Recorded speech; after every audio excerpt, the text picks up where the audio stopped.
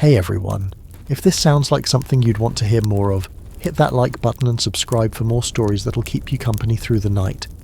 I always love seeing where you're all watching from, so drop your city in the comments below.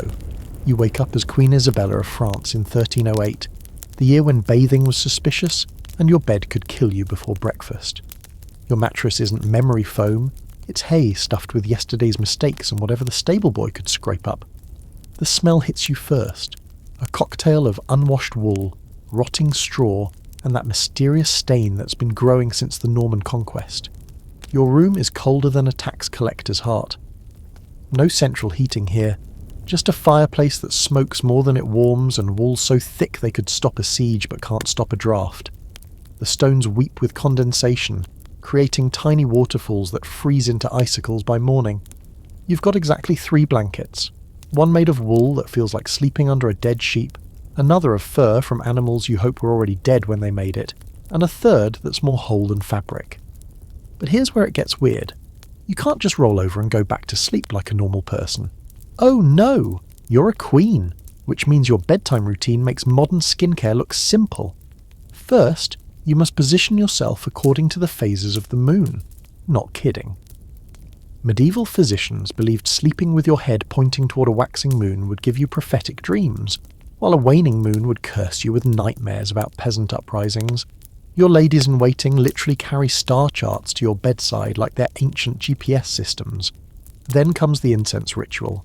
Your chamber fills with smoke from burning herbs that smell like someone set a garden centre on fire. Lavender for peaceful sleep, rosemary for protection against evil spirits, and something called dragon's blood, which sounds terrifying, but is actually just tree resin. Though in 1308, you're not entirely sure there aren't actual dragons somewhere. Your ladies sprinkle holy water around your bed in a perfect circle, because apparently demons are terrible at jumping. They mutter Latin prayers while doing this, creating a sound like angry wasps having a theology debate. The water hits the stone floor with tiny splashes that echo through the chamber, a medieval white noise machine powered by religious paranoia. But wait, there's more. You can't sleep in just any position. Medieval medicine demands you sleep on your right side to aid digestion, with your right arm bent and your left leg slightly raised. This position, they claim, prevents your humours from becoming imbalanced. What are humours? Think of them as medieval mood rings, but inside your body and capable of killing you if they get cranky. Your nightgown isn't the flowing silk you might imagine. It's a heavy wool contraption that weighs more than modern armour, and itches like it's woven from poison ivy.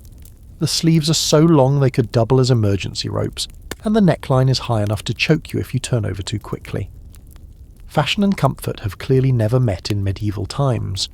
Around your bed hang protective amulets that jingle softly with every movement. Bits of iron to ward off fairies, crosses to keep demons at bay, and small bags of salt because apparently evil creatures are on a strict low-sodium diet. The gentle tinkling creates an oddly soothing soundtrack, like wind chimes designed by paranoid monks. Your pillow, if you can call it that, is a leather bag stuffed with herbs and the occasional stone. Medieval pillows were less about comfort and more about aromatherapy with a side of potential concussion. The herbs inside shift and crackle every time you move, releasing scents that promise sweet dreams but deliver neck pain that'll last until the Renaissance. The strangest part, you actually have to practice falling asleep. Your confessor has taught you specific prayers to recite in exact order, breathing exercises that sound suspiciously like medieval meditation, and visualization techniques where you imagine yourself in heaven's waiting room. It's like ancient mindfulness, but with more fear of eternal damnation. Your chamber pot sits in the corner, a ceramic reminder that midnight bathroom trips involve more planning than modern space missions. The cold air, the darkness, the very real possibility of tripping over your own nightgown and ending up as a cautionary tale about royal clumsiness.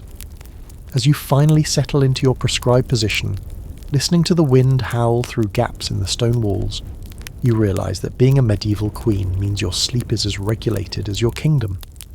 Every dream must be approved, every position politically correct, every breath taken according to medical theory that makes astrology look scientific. The fire in your hearth pops and crackles, sending shadows dancing across the tapestries that depict your ancestors, looking disapprovingly at your sleep habits. Even your dreams aren't private property in medieval times. You might think being queen means sleeping alone with your thoughts, and possibly your husband if he's not off conquering someone. Wrong. Your bedroom has more staff than a modern hotel, and they're all obsessed with your unconscious state like it's a spectator sport. Meet your night watch, 6 ladies in waiting who take turns staring at you while you sleep. They're not being creepy on purpose. They're following royal protocol that demands constant supervision of your breathing patterns. Medieval medicine believed that queens could die from breathing too slowly, too quickly, or in the wrong rhythm. Your ladies literally count your breaths like they're tracking heartbeats on a medieval Fitbit. Lady Margaret sits closest to your bed, embroidery in her lap, pretending to sew while actually monitoring whether your chest rises and falls properly. She's been trained to recognise the difference between peaceful sleep and what medieval doctors called the sleep of approaching doom. This involves checking if your breathing sounds musical. Apparently healthy people breathe in harmony while sick people sound like broken bagpipes. Behind her, Lady Catherine tends the fire with the dedication of someone whose job depends on maintaining the exact right temperature. Too hot and your humours become agitated, causing violent dreams about peasant revolts. Too cold and your blood thickens like cooling soup, potentially stopping your heart. She's basically a human thermostat with anxiety issues. Your food taster doesn't clock out just because you're unconscious. Sir Geoffrey stands guard over a small table containing your midnight emergency snacks. Blessed bread in case you wake up hungry, holy wine if you need liquid courage for particularly vivid nightmares, and candied ginger for stomach upset caused by stress dreams about political marriages. The strangest member of your sleep entourage is Brother Thomas, your dream interpreter. He sits in the corner with parchment and quill, ready to record any sleep talking for later analysis. Medieval courts believed royal dreams contained prophecies, military strategies, and stock tips for the grain market. If you mumble something about sheep, Brother Thomas will spend hours debating whether it means wool prices will rise or enemy armies will attack wearing fleece. Your personal physician, Master William, checks your pulse every hour by pressing his fingers to your wrist and comparing your heartbeat to sand timers. He's looking for irregularities that might indicate demonic possession, food poisoning, or just really stressful dreams about tax collection. His pulse-checking routine involves mumbling Latin incantations that sound like medical spells designed to keep your heart beating through sheer force of repetition. The night air carries sounds that would make modern people call security. Chains rattling as guards patrol the castle walls, horses stamping in the stable below, and the occasional scream from the dungeon that everyone politely ignores. Your sleep team considers these ambient noise features, not bugs. Lady Elizabeth, your youngest attendant, has the weirdest job of all. She watches your eyes move beneath closed lids and records the patterns. Medieval physicians believed that rapid eye movement indicated communication with angels, while slow movement suggested conversations with less holy entities. She's basically tracking your spiritual internet browsing history. Your chamber includes a prayer station where one lady in waiting kneels throughout the night, reciting protective prayers in rotation. The whispered Latin creates a constant low murmur, like having a very devout air conditioner. These prayers allegedly create a protective barrier around your sleeping form, though they're probably more effective at preventing everyone from falling asleep on the job. The most bizarre ritual involves your hair. Before you sleep, your ladies must count every strand visible on your pillow each morning to ensure you're not losing hair due to stress, poison, or supernatural interference. Hair loss in queens was considered a sign of political weakness, as if your enemies could literally make your hair fall out through remote hexing. Your bed curtains aren't just for privacy, they're strategic military equipment. The heavy fabric creates a microclimate around your sleeping area, trapped air that your team monitors for changes in temperature, humidity, and spiritual energy. Opening and closing these curtains requires coordination between multiple ladies in waiting, like operating a medieval sail during a storm. Master William also maintains detailed charts of your sleep positions throughout the night. Every time you roll over, shift your arm or adjust your legs, someone notes the time, position, and potential meaning. Medieval medicine believed that restless sleep indicated an unbalanced kingdom, while too much stillness suggested you might be practicing for death. Your breakfast won't appear until your sleep team completes their morning report.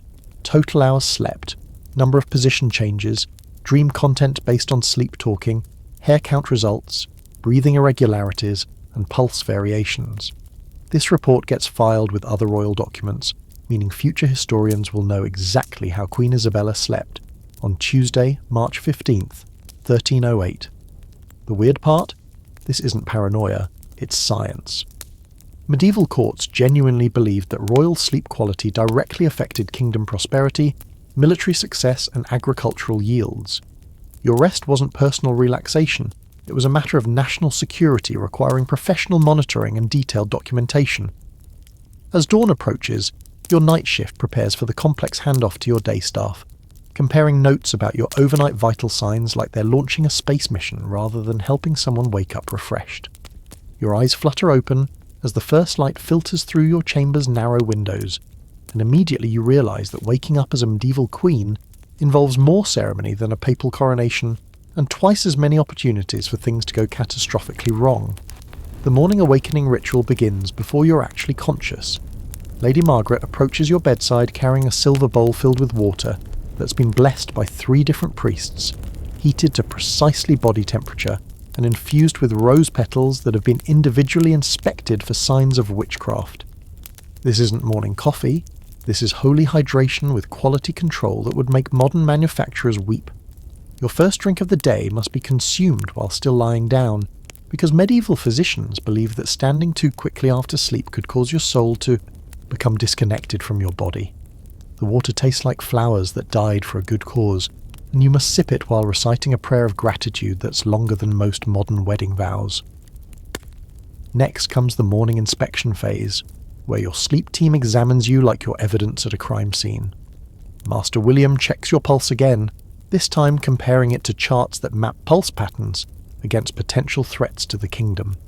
A faster than normal heartbeat might indicate enemy spies have cursed your dreams, while slower beats could suggest you've been poisoned by someone who understands medieval pharmacology.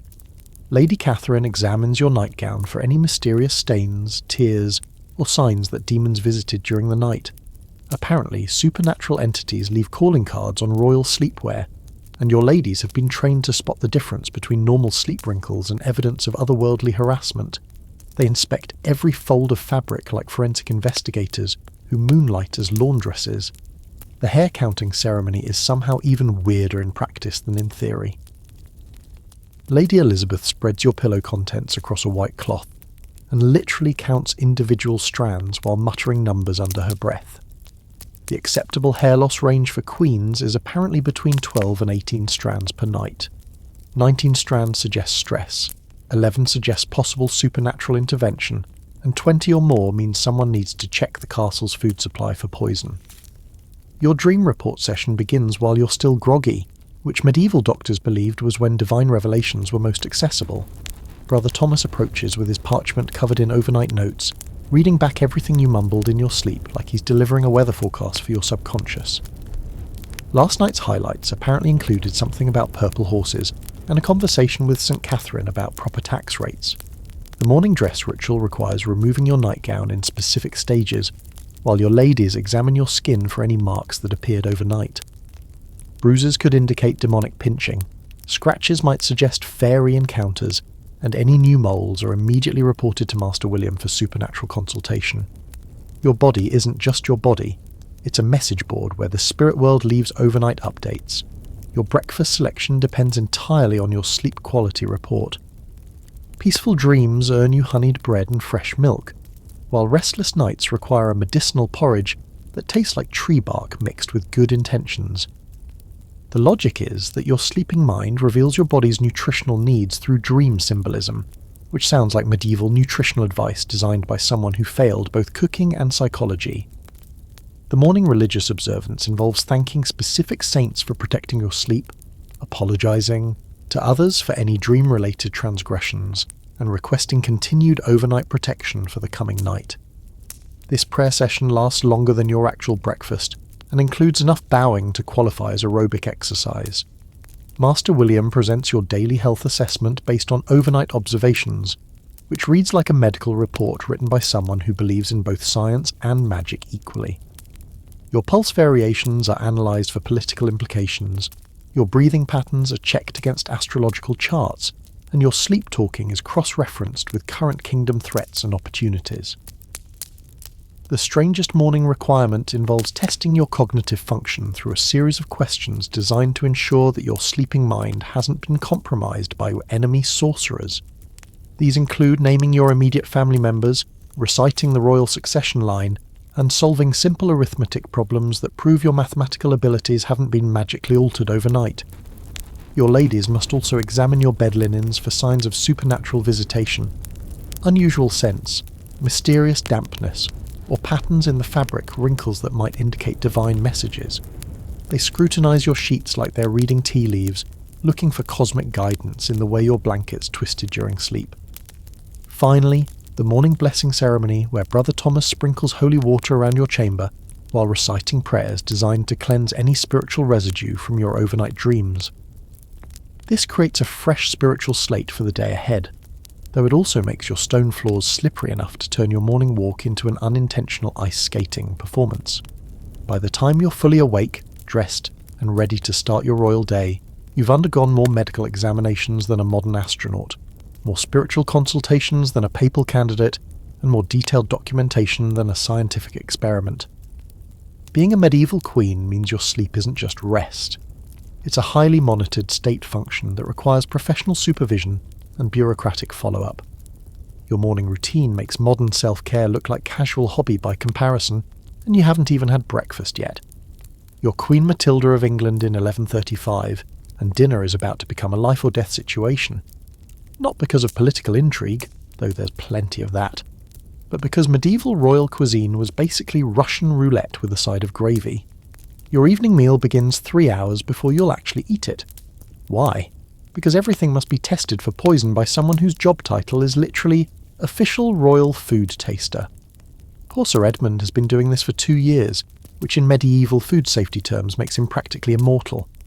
He approaches each dish like a knight facing a dragon, except the dragon might be a perfectly innocent-looking piece of roasted swan, stuffed with smaller birds. The great hall echoes with the sounds of preparation as servants arrange the high table. Your chair, calling it a throne would be generous, sits elevated above the lesser nobles, giving you an excellent view of everyone who might be plotting your demise. The tapestries depicting your husband's military victories flutter slightly in the draughts that whistle through gaps in the stone walls. Even royal halls in 1135 have all the insulation properties of a cheese grater. Tonight's feast features 17 different dishes, each more potentially lethal than the last. Medieval preservation methods relied heavily on salt, smoke, and hope. That venison has been hanging in the castle larder for 6 weeks, slowly developing what modern people would recognise as food poisoning but medieval cooks called proper aging. The smell alone could knock a horse unconscious, which your head cook considers a mark of quality. Your food taster takes his first bite of the meat pie, chewing thoughtfully while everyone watches for signs of immediate death. His face remains neutral, a skill developed through years of trying not to react to flavours that would make modern people question their will to live. The filling tastes like beef that lost a fight with a spice merchant, heavily seasoned with pepper, cloves, and what you hope is just very old garlic. But here's where medieval royal dining gets truly weird. Everything must be served in exact hierarchical order. You eat first naturally, but then each noble at your table must wait their turn based on their rank, their relationship to you, and probably the phases of the moon. Duke William sits to your right, picking at his fingernails while waiting for permission to approach the roasted peacock. The bird has been re-feathered after cooking, creating the disturbing illusion of dining on a very cooperative live animal. The wine situation borders on medieval chemical warfare. Your cupbearer, young Thomas, tastes each goblet before presenting it to you with the ceremonial flourish that took him 3 years to master. The wine itself tastes like someone dissolved leather boots in grape juice, then added enough honey to make it theoretically drinkable. Medieval winemaking involved stomping grapes with whatever happened to be on people's feet at the time, which explains why every vintage carries subtle notes of barnyard and regret. Listen to the crackling of the enormous fireplace behind you, where whole animals rotate on spits tended by sweating servants. The heat reaches your back while your front remains cold enough to preserve meat, creating a personal climate that would confuse meteorologists. Your elaborate headdress, weighted with gold and precious stones, adds another £5 to your already aching neck. Royal fashion, in 1135, believed that if you could still move comfortably, you weren't dressed formally enough. The strangest part of royal dining isn't the food, it's the entertainment. A jester performs between courses, juggling knives while reciting poetry about your beauty and wisdom. This seems like an unnecessary risk given that everyone's already consuming potentially poisonous meals, but apparently medieval royalty enjoyed their entertainment with a side of mortal peril. The jester's jokes are required to be funny but not too funny, clever but not threatening, and absolutely never about the Queen's appetite or dining habits. Your personal physician, Master Gregory, hovers nearby with his collection of stomach remedies. Medieval medicine viewed digestion as a battle between hot and cold humours, requiring precise balance, or your internal organs might declare war on each other. If you eat too much hot food, he'll recommend cold wine to balance it. Too much cold food gets paired with hot spices. The system makes about as much sense as using astrology to navigate, which coincidentally is also how he determines the best times for you to eat different courses. The salt cellar sits before you like a small silver fortress, containing what might be the most valuable substance on the table. Salt costs more than some nobles make in a year, which explains why theft of the royal salt supply is punishable by having your hand removed. Your guests eye the precious white crystals with the reverence modern people reserve for diamonds, knowing that a pinch of this mineral might represent their annual income. Between courses, servants bring ewers of scented water for washing your hands, because medieval utensils consisted mainly of knives, fingers, and optimism. The water contains rose petals and herbs, creating a pleasant fragrance that almost masks the underlying smell of the Great Hall, a combination of unwashed bodies, cooking meat, and the mysterious dampness that pervades all medieval buildings regardless of weather. The most dangerous moment comes with the final course, fresh fruit. In an era when preservation means hoping winter comes early, fresh apples and pears represent either a miraculous achievement of seasonal timing or a trap laid by enemies who understand that desperate royalty will eat anything that doesn't smell actively hostile. Your food taster approaches the apple with visible reluctance, knowing that fruit has ended more medieval lives than most military campaigns. As the feast progresses, your stomach begins its own medieval rebellion, cramping from rich food it's not equipped to process. Medieval royal digestion operated on the principle that if you could afford to eat like this, you could afford to suffer the consequences. Master Gregory prepares his arsenal of digestive aids, herbs that taste like punishment, powders that dissolve into liquids resembling pond water, and tinctures designed to cure stomach problems by making you forget you have a stomach. 3 hours after your feast, you face the medieval royal dining experience's inevitable conclusion, and it's about to get uncomfortable in ways that would make modern people grateful for indoor plumbing. Your stomach gurgles with the authority of distant thunder, announcing that all 17 courses are now demanding their exit strategy. Medieval royal bathrooms, if you can call them that, were basically chairs with holes positioned over deep pits. Your private privy, accessed through a narrow corridor behind your chambers, represents the height of 1135 luxury. It's got walls, a door, and a servant whose entire job involves maintaining what's essentially a very expensive hole in the ground. The smell hits you before you're halfway down the corridor, a bouquet of royal waste aged to perfection in the depths below. Your personal privy attendant, Margaret, whose life choices you occasionally question, has prepared everything according to royal protocol. Fresh straw scattered on the floor, a basin of water for washing afterward, and what passes for medieval toilet paper, soft cloth that will be washed and reused because throwing anything away in 1135 is economically impossible. She bows as you approach, maintaining the dignity that medieval court life demands even in its most undignified moments. The privy chair itself is carved from oak and cushioned with fabric that's seen better centuries. You arrange your elaborate dress carefully. Medieval royal gowns weren't designed with bathroom logistics in mind, requiring precise management of approximately 14 yards of fabric, multiple layers of undergarments, and a headdress that adds architectural complexity to the simplest bodily functions. One wrong move, and you'll be explaining to your seamstresses why the Queen's formal wear smells like the castle's waste system. As you settle onto the throne-like seat, your stomach launches its full assault. The roasted swan, aged venison, questionable wine, and whatever that last course actually was combine into a digestive rebellion that would impress military strategists. Medieval royal meals contained enough rich fats and exotic spices to challenge even the hardiest stomach, and yours is currently staging a full-scale revolt against everything you've consumed since dawn. The sounds echoing through the privy would terrify enemy armies. Medieval castle acoustics, designed to carry voices through stone corridors, work equally well for less dignified noises.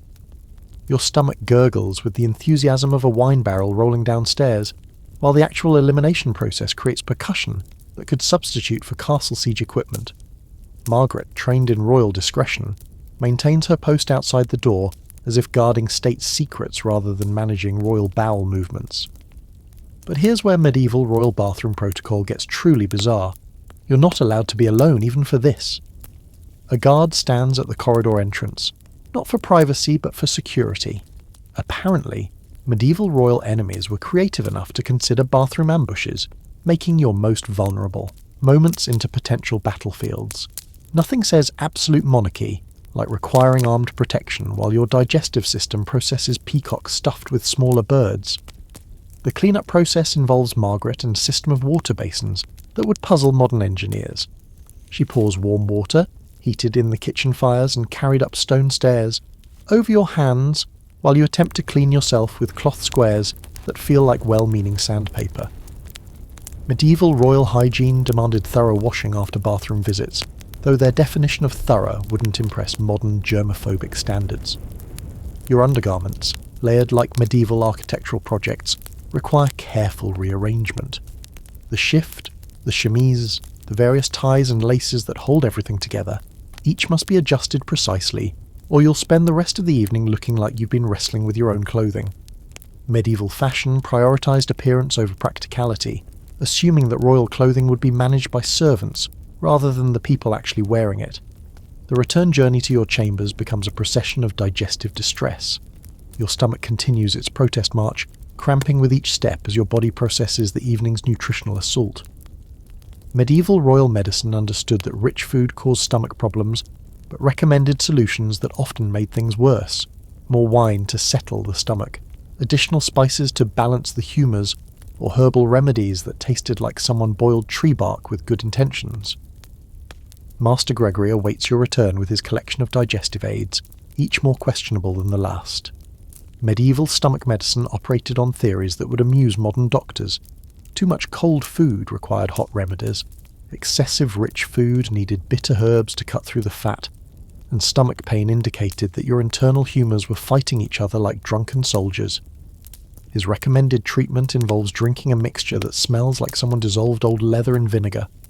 Your ladies-in-waiting pretend not to notice your obvious discomfort, maintaining the polite fiction that queens don't suffer from digestive problems like common people. They adjust your dress, refresh your headdress, and discuss tomorrow's court schedule as if you aren't currently experiencing intestinal warfare. Medieval royal protocol demanded that certain bodily realities remain invisible, even when they're audibly obvious to everyone in the room. The evening's second bathroom visit comes faster than expected. Medieval royal meals contained ingredients that modern food safety would classify as hazardous waste. Aged meats, questionable dairy products, and preservation methods that relied more on prayer than science. Your digestive system, overwhelmed by the toxic feast, demands immediate evacuation of anything resembling food consumed in the last 6 hours. This time, the journey to the privy feels like a military retreat. Your stomach cramps with increasing urgency, while you maintain royal dignity through pure willpower and strategic breathing. The corridor seems longer, the privy chair more uncomfortable, and Margaret's discreet presence more essential as your body rebels against medieval royal cuisine with enthusiastic thoroughness. The sounds coming from your royal digestive system would wake the castle guards. Medieval royal meals combined every possible stomach irritant, rich fats, exotic spices, aged proteins, and enough alcohol to dissolve armour, into a single evening's consumption. Your intestines respond with acoustic effects that echo through the stone walls like a digestive thunderstorm, announcing to anyone within earshot that even queens are subject to natural laws. By the third bathroom visit, you're questioning the wisdom of royal dining customs. Medieval feast protocol demanded eating everything presented to avoid insulting the cooks, the nobles who provided various dishes, and the complex social hierarchy that determined meal composition. Refusing food was politically dangerous, but consuming it was physically hazardous, creating a diplomatic situation where your stomach became a battlefield between court politics and basic survival. Margaret begins preparing herbal teas designed to calm royal digestive distress. Medieval kitchen remedies included ginger for nausea, mint for stomach cramps, and mysterious brown powders that promised digestive relief but delivered flavours resembling medicinal punishment. The teas taste like someone boiled grass clippings with optimistic intentions, but they're warm and allegedly helpful for stomachs currently staging full-scale rebellions. Dawn breaks through your chamber windows like an unwelcome messenger, illuminating the wreckage of your medieval royal dining experience. You've been awake for 3 hours, not by choice, but because your digestive system has been conducting what feels like internal warfare with the enthusiasm of a siege engine. Your stomach gurgles with the authority of distant cannons, announcing that last night's feast is far from finished with you. The fourth bathroom visit of the night happened just before sunrise, and Margaret looks as exhausted as you feel. Medieval royal privy duty never included overtime pay for digestive emergencies, but her dedication borders on saintly as she continues managing the aftermath of your 17-course royal nightmare. The privy itself has become ground zero for what medieval physicians would diplomatically call royal stomach disturbance, and modern doctors would recognise as food poisoning with aristocratic pretensions. Your ladies-in-waiting arrive for the morning routine pretending not to notice your obvious distress. Lady Catherine brings the usual basin of blessed water for your morning ablutions, while Lady Elizabeth prepares your dress for the day, a significantly simpler outfit than last night's feast regalia, chosen with bathroom accessibility in mind. Medieval royal protocol demanded maintaining appearances even when your internal organs were actively rebelling against everything you'd consumed since Tuesday. Master Gregory appears with his morning assessment, examining your complexion with the intensity of a general studying battlefield maps. Medieval royal physicians could diagnose digestive problems by checking skin colour, tongue appearance, and the general demeanour of their patients. Your pale, slightly greenish complexion apparently indicates excess of cold humours disrupting the stomach's natural heat, which he plans to treat with remedies that sound more like punishment than medicine. The morning meal presents a diplomatic crisis. Protocol demands that you appear in the Great Hall for breakfast, maintaining royal visibility and availability to your nobles. However, your stomach currently views all food as enemy combatants deserving immediate expulsion. The compromise involves sitting regally at the high table while pushing small amounts of bread around your plate, creating the illusion of eating while actually consuming nothing more challenging than weak ale. Your nobles, gathered for the morning meal, pretend not to notice your obvious avoidance of actual food consumption. Duke William inquires politely about your health, using the coded language medieval courts developed for discussing royal bodily functions without acknowledging them directly. "I trust your majesty rested well," translates roughly to, "Did you spend the entire night evacuating your digestive system?" Your diplomatic response, "Quite refreshingly, thank you," means, "Please don't ask for details about the sounds coming from the royal quarters." The irony doesn't escape you that while peasants outside the castle walls often go hungry, you're experiencing the opposite problem, too much rich food creating its own form of suffering. Medieval royal dining represented abundance taken to dangerous extremes, where political necessity demanded consuming elaborate meals that could literally poison their recipients. Your current digestive distress is essentially the price of maintaining royal status through conspicuous consumption. Between minimal bites of bread, you conduct morning court business with careful attention to your stomach's rebellious schedule. A dispute between two merchants requires your attention, but you must time your responses between intestinal cramping episodes.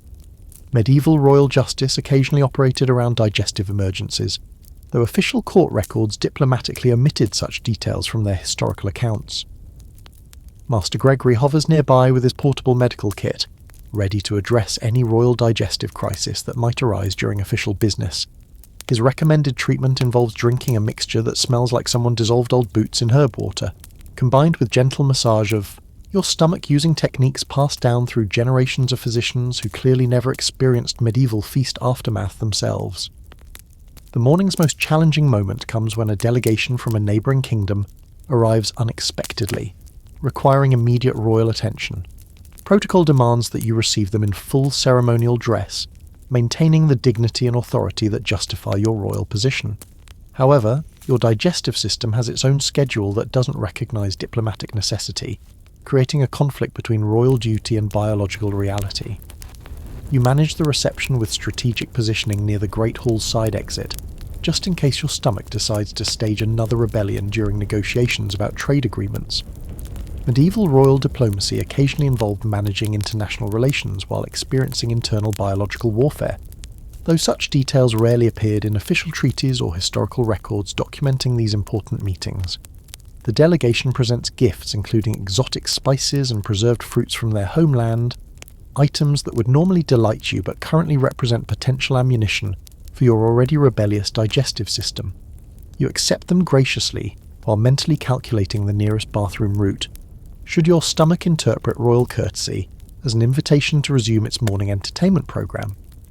By midday, your digestive situation begins showing signs of improvement, though you approach any food with the caution of a knight facing an unknown enemy. Master Gregory declares this progress a victory for his herbal treatments, though you suspect time and abstinence deserve more credit than his medicinal boot-flavoured beverages. Medieval royal medicine often claimed success for treatments that accidentally avoided making problems worse. The afternoon brings a crucial lesson in medieval royal dining survival. Feast days require strategic preparation, not just ceremonial clothing. Your experience has taught you that royal status provides many privileges: elaborate meals, exotic ingredients, the finest wines available, but doesn't include immunity from the natural consequences of consuming questionable food in dangerous quantities. Even queens must respect the basic laws of digestion and food safety. Your evening meal strategy involves revolutionary moderation. Instead of 17 courses, you select 3 simple dishes that your food taster can verify, without risking his life. The bread is fresh, the soup contains recognisable ingredients, and the wine tastes more like grapes than leather preservation chemicals.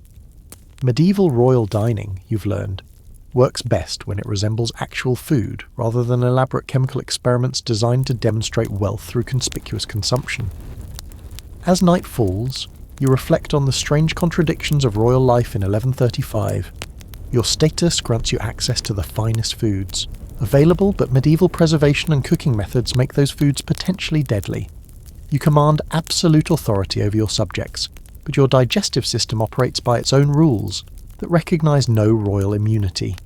Power extends only so far when faced with basic biological realities that affect peasants and queens equally. Tonight's sleep comes easier, aided by exhaustion, and a stomach finally at peace with its contents. Tomorrow will bring new challenges: court business, diplomatic meetings, and the daily responsibilities of medieval royal life.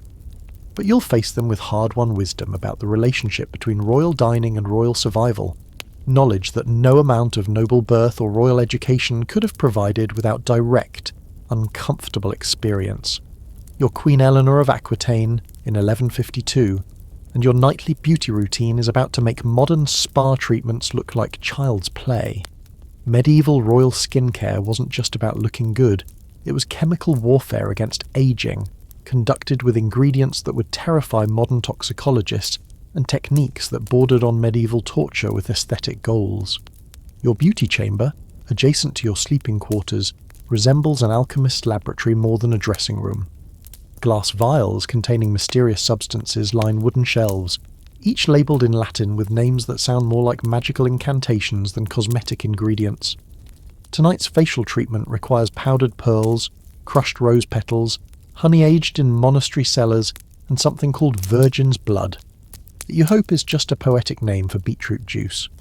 Lady Marguerite, your chief beauty attendant, begins the evening ritual by examining your face in a polished silver mirror that reflects images with the clarity of muddy water. Medieval mirrors couldn't provide the harsh, unforgiving accuracy of modern glass, which was probably a mercy considering what royal skincare routines actually accomplished. She scrutinises your complexion like a general surveying battlefield terrain, planning the night's assault on wrinkles, blemishes, and any signs of mortality that dare appear on royal skin. The first step involves cleansing your face with a mixture that would make modern dermatologists weep. Medieval royal face wash contained white wine, ground almonds, and something called maiden's tears, actually morning dew collected from rose petals at dawn by servants who must have questioned their career choices.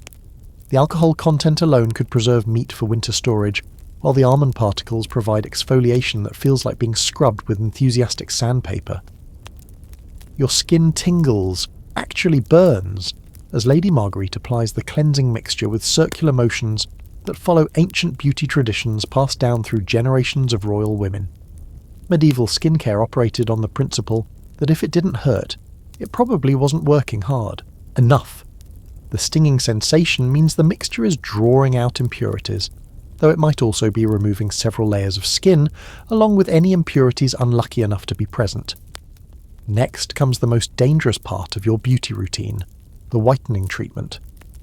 Medieval royal beauty standards demanded pale skin that proved you didn't work outdoors like common peasants. Your face mask contains lead powder, chalk dust, and crushed pearls mixed with egg whites and rosewater. The lead provides that fashionable deathly pallor that medieval nobility found irresistible, while slowly poisoning everyone who used it regularly. Beauty literally hurt in 1152, and sometimes it killed you fashionably. While the mask dries on your face, creating a rigid shell that makes facial expressions impossible, Lady Marguerite begins preparing your hair treatment. Medieval royal hair care involved oils, herbs, and techniques that would puzzle modern stylists. Tonight's mixture contains olive oil infused with rosemary, ground cinnamon, and what your beauty manual calls unicorn essence, probably just expensive perfume with better marketing. The oil must be heated to precise temperatures using methods that involve open flames near your head, because apparently medieval beauty routines needed additional elements of mortal peril. Your hair, unbound from its daytime elaborate styling, reaches nearly to your waist, a sign of royal femininity and health that requires daily maintenance. Medieval shampoo consisted of egg yolks, herbs, and various oils that left your hair clean but smelling like a kitchen accident. Lady Marguerite works the mixture through your hair with practiced efficiency, though the combination of raw eggs and heated oil creates aromas that would challenge modern air fresheners. The facial mask begins cracking as it dries, creating a porcelain-like surface that turns your face into a beautiful, immobile work of art. Speaking becomes impossible, smiling inadvisable, and any facial expression risks damaging the carefully applied beauty treatment. You sit motionless like a living statue while Lady Margaret tends to your fingernails, another crucial element of royal beauty maintenance that involved techniques medieval manicurists probably invented through trial and error. Medieval nail care required filing with rough stones, shaping with small knives, and polishing with cloths treated with various oils. Your nails must be perfectly shaped. Too long suggested vanity, too short implied manual labour, and polished to a shine that reflected your royal status. The process involved enough sharp implements near your fingers to qualify as minor surgery, performed by servants whose training in nail care came entirely from previous experience with other royal digits. Listen to the gentle bubbling of heated beauty oils in small copper pots arranged around your chamber. Medieval beauty treatments required constant temperature control using methods that predated modern heating systems by several centuries. Servants tend small fires that heat water and oils to precise temperatures, creating a sauna-like atmosphere that's supposed to open your pores for better treatment absorption, though it also creates conditions resembling a medieval steam torture chamber. Your eyebrow maintenance follows beauty standards that would confuse modern aestheticians.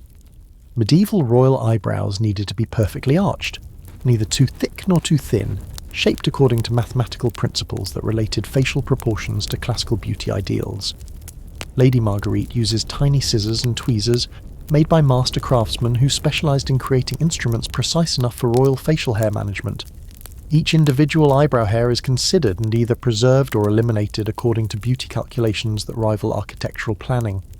The most bizarre part of your beauty routine involves treating your teeth, which medieval dental care approached with optimism and methods that would horrify modern dentists.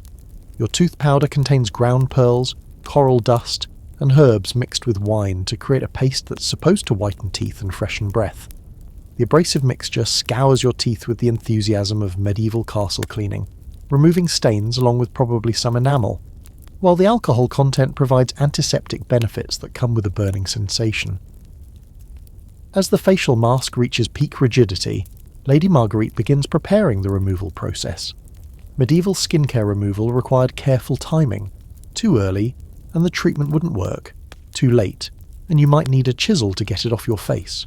She tests the mask's readiness by tapping it gently, listening for the hollow sound that indicates proper drying. Your face has become a percussion instrument in service of royal beauty standards.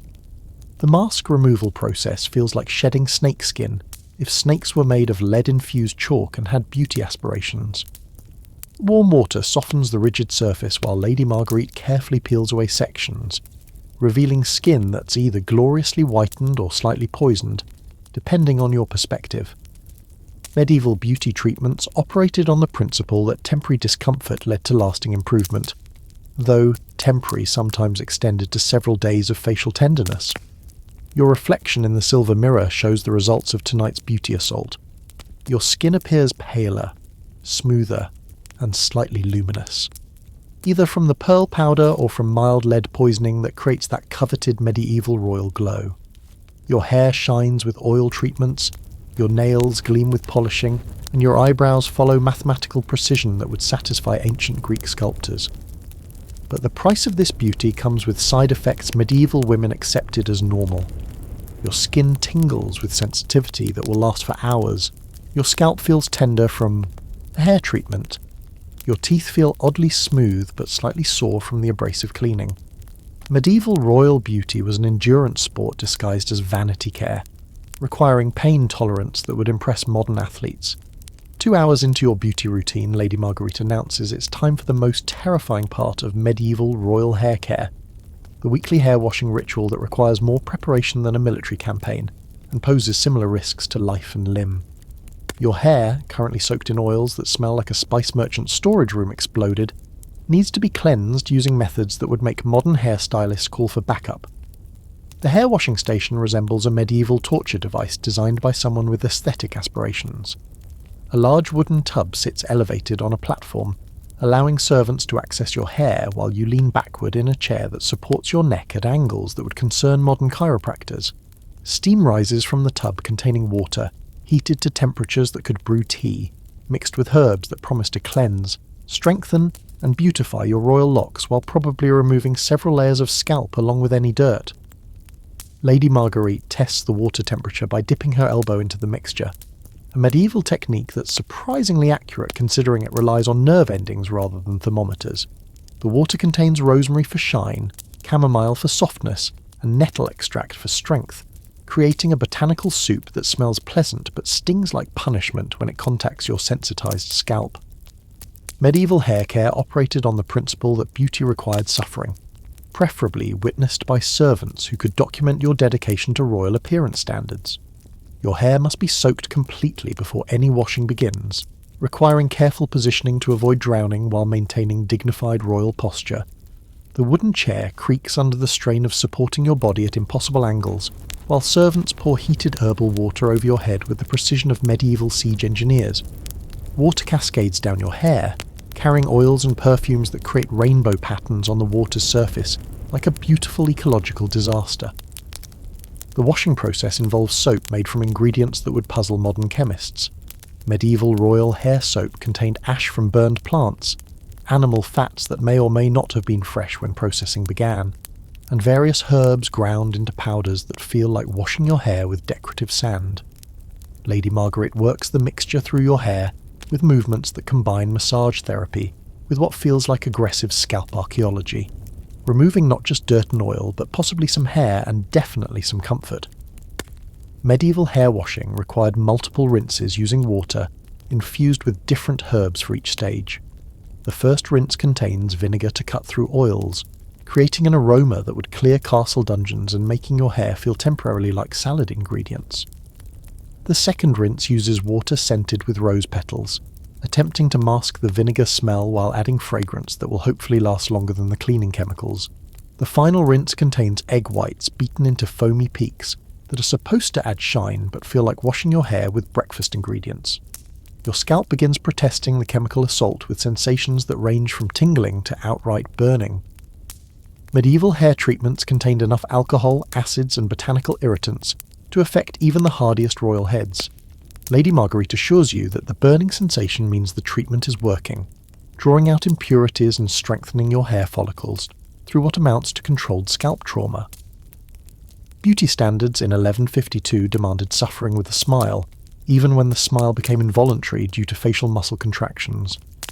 The rinsing process alone takes 45 minutes, requiring servants to heat and carry fresh water in a continuous cycle that resembles a bucket brigade fighting a very specific type of fire. Each rinse must be thoroughly completed before the next begins, ensuring that no residue from previous treatments interferes with subsequent applications. Your neck aches from maintaining the required position, your scalp burns from chemical exposure, and water has begun seeping into your ears with the persistence of medieval plumbing systems. But the real horror begins with the drying process. Medieval royal hair drying involved techniques that combined patience, prayer, and proximity to open flames that could easily transform elaborate hairstyles into emergency situations.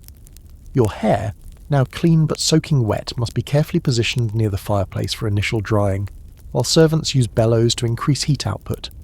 The combination of wet hair, open flames, and beauty oils creates conditions that require constant vigilance to prevent your royal hairstyle from becoming a literal fire hazard.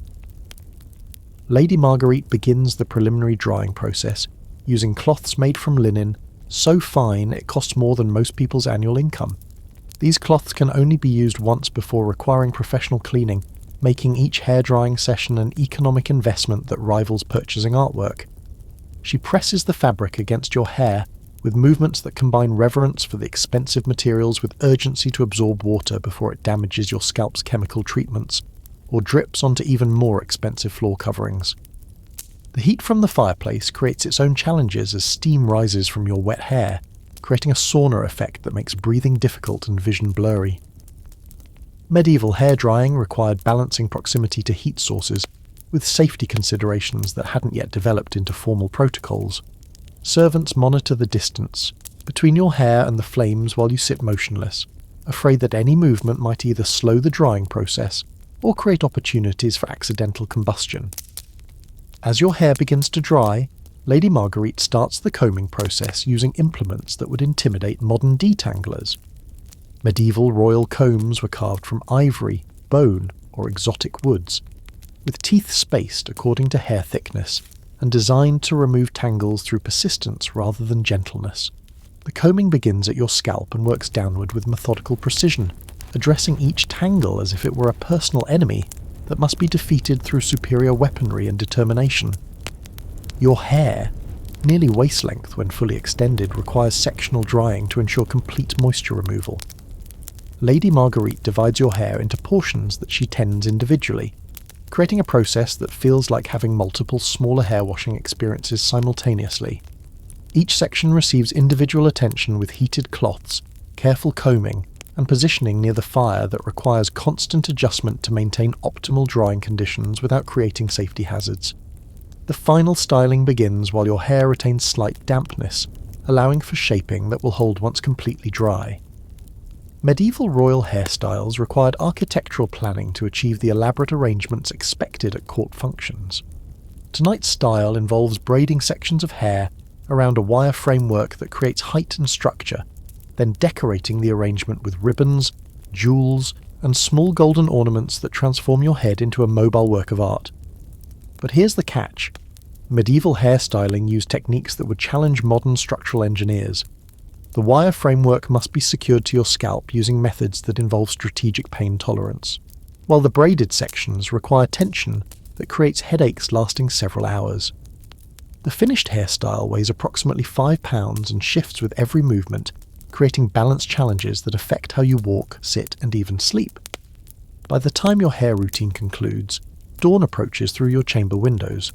The entire process has consumed most of the night, leaving you exhausted, chemically overwhelmed, and architecturally top-heavy, with an elaborate hairstyle that requires maintenance every few hours to prevent structural collapse. Medieval royal beauty demanded time investment that made it practically a full-time occupation, requiring dedicated staff and enough resources to fund small kingdoms. Your reflection shows the results of 6 hours of medieval hair care, perfectly styled, elaborately arranged, chemically treated hair that gleams like spun gold and smells like a monastery garden after rain. The price, exhaustion, scalp sensitivity, neck strain, and approximately half your annual beauty budget seems reasonable according to 1152, standards where royal appearance directly reflected political power and social authority. As the first hints of dawn creep through your chamber windows, you realise that your medieval beauty marathon is entering its final, most crucial phase, the desperate race against daylight to complete your transformation from natural human being into the artificial perfection expected of queens in 1152. Your reflection in the polished silver mirror shows a woman who survived chemical warfare disguised as skincare, architectural engineering masquerading as hairstyling, and what amounts to medieval spa torture marketed as beauty enhancement.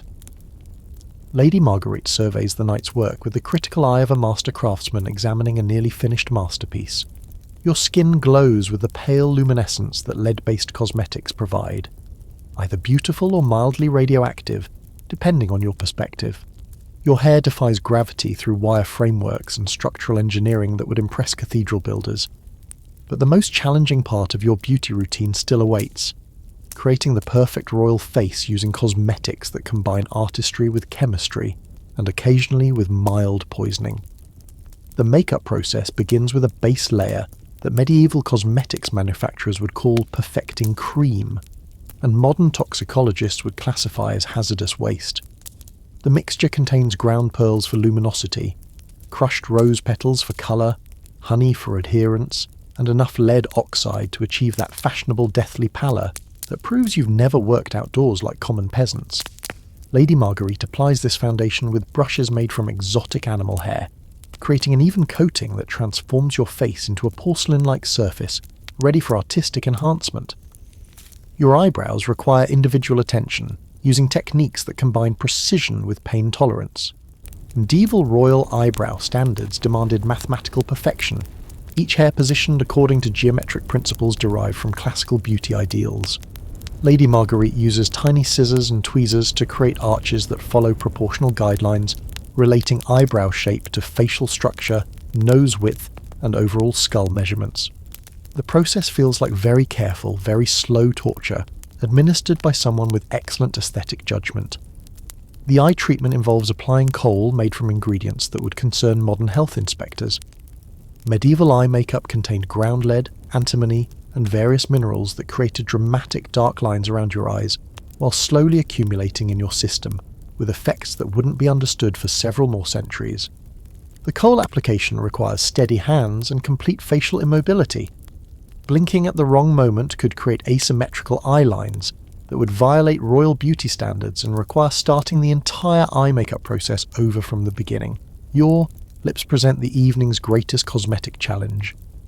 Medieval royal lip colour came from crushed insects, plant dyes, and mineral pigments mixed with fats that had been aged in monastery cellars until they achieved proper consistency.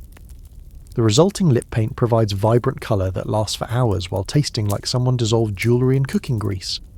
Lady Marguerite applies the mixture with tiny brushes made from single hairs, creating lip lines that follow mathematical curves designed to enhance your natural lip shape while conforming to classical beauty proportions. But here's where medieval royal beauty becomes truly dangerous, the final enhancement treatments that push cosmetic chemistry into experimental territory. Your cheek colour comes from cinnabar, a mercury-based mineral that provides beautiful red colouring while slowly accumulating in your brain tissue. The application involves brushing powder onto your cheeks with movements that ensure even distribution of both beauty enhancement and toxic metal contamination. Medieval rouge was literally poisonous, but it created the perfect rosy complexion that royal beauty standards demanded. The teeth whitening treatment reaches its climax with a final application of abrasive powder that removes stains, plaque, and probably several layers of enamel. Medieval dental beautification operated on the principle that white teeth indicated good health and high social status, regardless of the methods required to achieve that whiteness. Your teeth feel smooth and slightly sensitive after the treatment, polished to a shine that rivals the pearls in your cosmetic ingredients, while potentially compromising their long-term structural integrity. Your fingernails receive their final polish, using techniques that would puzzle modern manicurists. Medieval nail care involved filing with stones, shaping with small knives, and polishing with cloths treated with oils and abrasive powders. Each nail must achieve perfect symmetry, proper length, and mirror-like shine that reflects your royal status. The process requires precision that rivals jewellery making, combined with pain tolerance that would challenge medieval knights accustomed to combat injuries. The perfume application concludes your beauty routine with scents that cost more than most people's homes.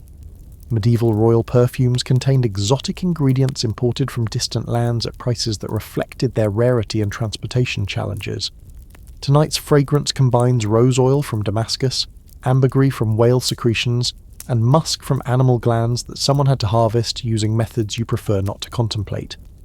The resulting scent is intoxicating, complex and powerful enough to announce your presence from considerable distances. As dawn light strengthens outside your windows, Lady Marguerite makes final adjustments to your appearance with the urgency of someone preparing for battle. Your hairstyle receives last-minute structural reinforcement using additional pins and wires. Your makeup gets final touches that perfect the symmetry and colour balance. Your perfume application is adjusted to ensure optimal scent distribution without creating overwhelming olfactory experiences for anyone unfortunate enough to be downwind from your royal presence. The final mirror inspection reveals the results of 8 hours of medieval beauty warfare. Your reflection shows a woman transformed from natural human being into artistic creation. Pale, luminous, architecturally coiffed, and chemically enhanced to achieve beauty standards that require professional maintenance and possibly medical supervision. You look absolutely perfect according to 1152 royal beauty ideals, though you feel like someone who survived a night of enthusiastic torture administered by aesthetically minded interrogators. Your skin glows with the dangerous beauty that lead-based cosmetics provide. Your hair defies natural laws through engineering marvels disguised as hairstyling. Your eyes shine with coal that contains enough toxic metals to preserve meat for winter storage. Your lips gleam with colour derived from insects that died for your beauty routine. You are the perfect medieval queen, beautiful, artificial, and slowly being poisoned by your own cosmetic regimen. The sun rises over your kingdom as you complete your transformation from Eleanor the person into Eleanor the royal art project. Your beauty routine has consumed the entire night, required a staff of dedicated professionals, and cost enough money to fund military campaigns, but you look absolutely magnificent. Assuming magnificence includes glowing with mild radioactivity and smelling like an expensive chemical accident in a flower garden. Lady Marguerite bows deeply, satisfied with her night's work. You're ready to face your royal day, perfectly beautiful, structurally engineered, and chemically enhanced to meet the impossible standards that medieval royalty imposed on themselves in pursuit of beauty that literally hurt. Your mirror reflection shows someone who has conquered aging, imperfection, and natural human appearance through sheer determination and willingness to suffer fashionably for art. Your Queen Philippa of Hainaut in 1348 and your royal physician Master William has just announced that you're suffering from an imbalance of humours requiring immediate bloodletting. In medieval royal medicine, this diagnosis covered everything from headaches to heart attacks, and the treatment was about as scientific as reading tea leaves while blindfolded. Your private medical chamber resembles a torture dungeon that someone decorated with herb gardens and optimistic intentions. The medical consultation begins with Master William examining your urine in a glass flask, holding it up to candlelight like a wine expert evaluating a vintage.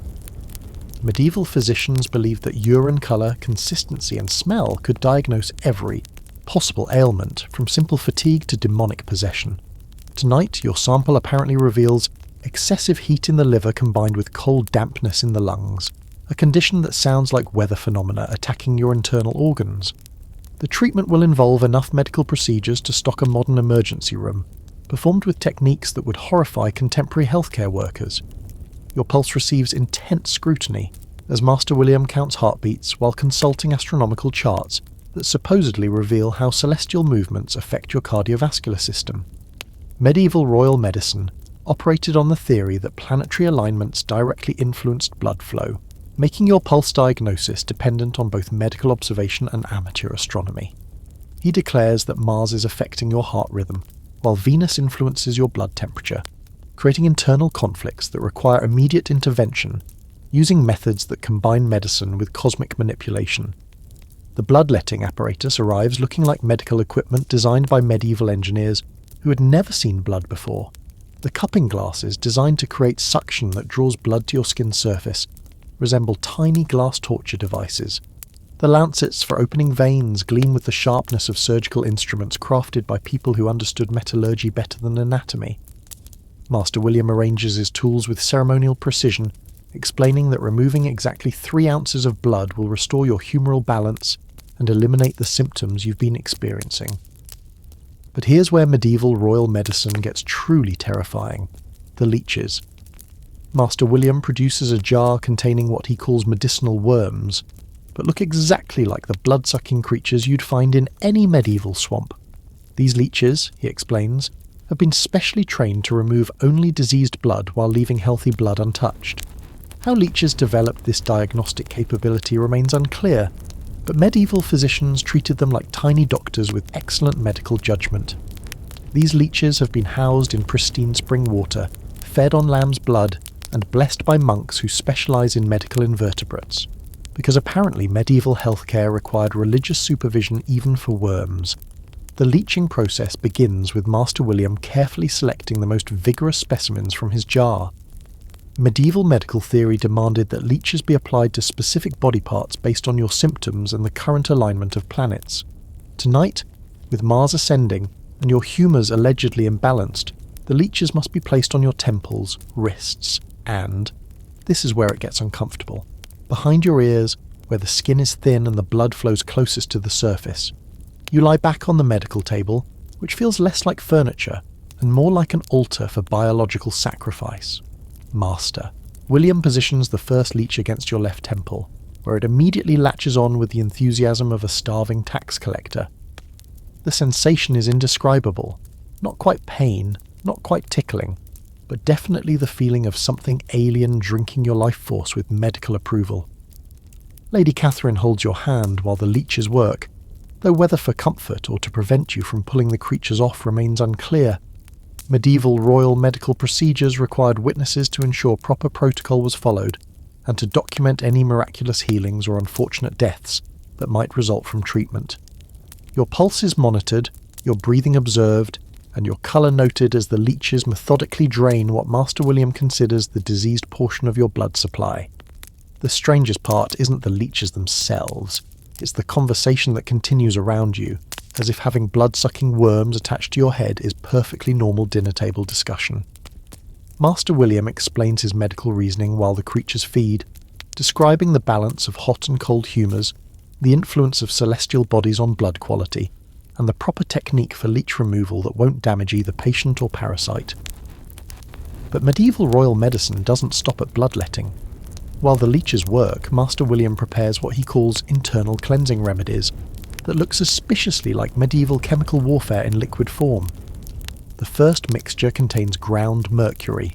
Yes, actual mercury, mixed with herbs and honey to create a purgative that will allegedly balance your humours by violently evacuating your digestive system. Medieval physicians believed that many ailments stemmed from intestinal blockages that could be cleared through enthusiastic diarrhea induced by toxic metals. The mercury mixture tastes like someone dissolved coins in herb water, which is essentially what it is.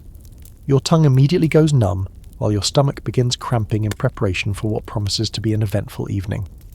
Medieval royal medicine operated on the principle that if treatment didn't make you feel worse before making you feel better, it probably wasn't working hard enough. The fact that mercury poisoning symptoms closely resembled many diseases was considered proof of the medicine's effectiveness. As the mercury begins its assault on your digestive system, Master William removes the leeches using techniques that involve heated metal instruments and prayers to St. Luke, patron saint of physicians. Each leech has swollen to approximately 3 times its original size, resembling small sausages filled with royal blood. They're carefully preserved in separate containers because medieval medical theory insisted that examining the consumed blood could reveal additional diagnostic information about your spiritual and physical condition.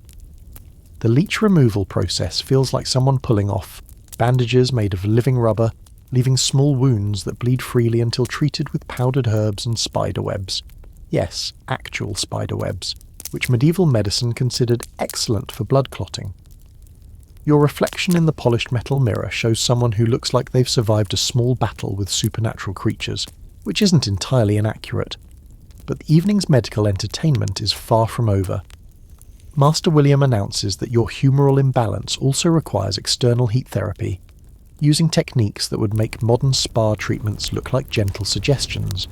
This involves applying heated stones wrapped in cloth to various pressure points on your body, while you lie motionless, trying not to think about how the stones were heated in the same fireplace used for cooking and blacksmith work. The heated stones feel like having hot coals pressed against your skin through thin fabric, creating a sensation that hovers between therapeutic warmth and actual burning. Medieval royal medicine believed that external heat could draw internal coldness out through the skin, balancing temperature-related humoral disorders. The fact that this treatment often left burns was considered evidence of successful cold humour extraction, rather than medical malpractice. While enduring stone therapy, you receive what Master William calls aromatic vapour treatment, essentially being forced to breathe smoke from burning herbs that smell like someone set a monastery garden on fire. The smoke contains substances that would challenge modern air quality standards: burning frankincense, myrrh, dried wolf's bane, and something called dragon's blood, that hopefully isn't as literal as it sounds. This aromatic assault is supposed to clear your lungs and purify your blood through inhalation of therapeutic toxins. 3 hours into your medical ordeal, Master William unveils his portable pharmacy, a wooden chest containing bottles, jars, and pouches filled with substances that would terrify modern pharmacologists and possibly violate several international treaties on chemical weapons. Medieval royal medicine cabinet contained ingredients sourced from across the known world, each more questionable than the last, all mixed, according to recipes passed down through generations of physicians who clearly believed that if something tasted horrible and made you feel worse, it must be working. The chest opens like a medieval Pandora's box, releasing aromas that combine medicinal herbs with what smells suspiciously like decomposing animal matter, and alchemical experiments gone wrong. Master William arranges his remedies with the reverence of a priest preparing communion, explaining the properties and origins of each ingredient as if reciting Holy Scripture. The powdered rhinoceros horn came from traders who swore it could cure everything from headaches to heart attacks. The ground pearls were personally blessed by the Pope. The vial of unicorn tears, definitely just expensive perfume, cost more than most people's annual income. Your treatment continues with what medieval physicians called compound remedies, mixtures that combined multiple toxic substances to create therapeutic cocktails that could either cure your ailments or kill you more efficiently than the original illness. Tonight's prescription includes a mixture of ground emeralds for liver purification, powdered gold for blood strengthening, and crushed sapphires for mental clarity, creating a drink that costs more than a small castle and tastes like someone dissolved jewellery in vinegar. The emerald powder feels like drinking glittery sand that scratches your throat while delivering absolutely no detectable medical benefits beyond the psychological comfort of consuming something incredibly expensive. Medieval royal medicine operated on the assumption that rare and costly ingredients must be more effective than common ones, leading to treatments that bankrupted royal treasuries while providing entertainment value rather than actual healing. Master William monitors your reaction to each remedy, with the intensity of someone conducting dangerous scientific experiments, which essentially describes medieval medical practice. Your pulse rate, skin colour, and breathing patterns are carefully observed and recorded in medical journals that will someday puzzle historians trying to understand how anyone survived medieval healthcare. The fact that you're still conscious after consuming mercury, ground gemstones, and various toxic herbs is considered proof of your strong royal constitution rather than dumb luck. But the pharmaceutical adventure reaches new heights of absurdity with Master William's signature remedy, a mixture he calls theriac, a cure-all containing over 60 ingredients including viper's flesh, opium, and various herbs processed according to secret techniques. Medieval physicians believed that theriac could neutralize any poison, cure any disease, and provide protection against supernatural threats. The reality is that theriac contains enough conflicting substances to create a chemical battle in your stomach that makes existing problems seem minor by comparison. The theriac tastes like someone mixed medicine with decomposed snake in a wine barrel that had been struck by lightning. Your entire digestive system immediately declares war on the mixture, creating internal warfare that makes your previous mercury experience seem like gentle indigestion. Medieval royal medicine encouraged patients to embrace such discomfort as evidence of the remedy's effectiveness, apparently believing that medical treatment should feel like divine punishment administered through poisoning. As the theriac begins its assault on your internal organs, Master William prepares external applications designed to complement the internal treatments. These include plasters made from heated herbs, animal fats, and mysterious powders that create paste-like substances applied to your skin like medieval chemical warfare disguised as topical therapy. The plasters burn slightly on contact, creating a sensation like having mustard mixed with hot sauce rubbed into minor wounds. Your ladies-in-waiting assist with applying the plasters to various parts of your body, creating a patchwork of medicinal applications that make you look like someone who survived an explosion in an herbal pharmacy. Each plaster allegedly treats specific symptoms. The one on your forehead addresses mental confusion, the patches on your wrists target blood flow issues, and the large application across your stomach is supposed to restore digestive balance, while probably dissolving your skin. The combination of internal mercury, gemstone powder, theriac, and external plasters creates a symphony of medical misery that medieval physicians interpreted as successful treatment in progress. Your body's natural attempt to reject these substances through various unpleasant methods is seen as proof that the remedies are drawing out disease rather than evidence that you're being systematically poisoned by people with medical degrees.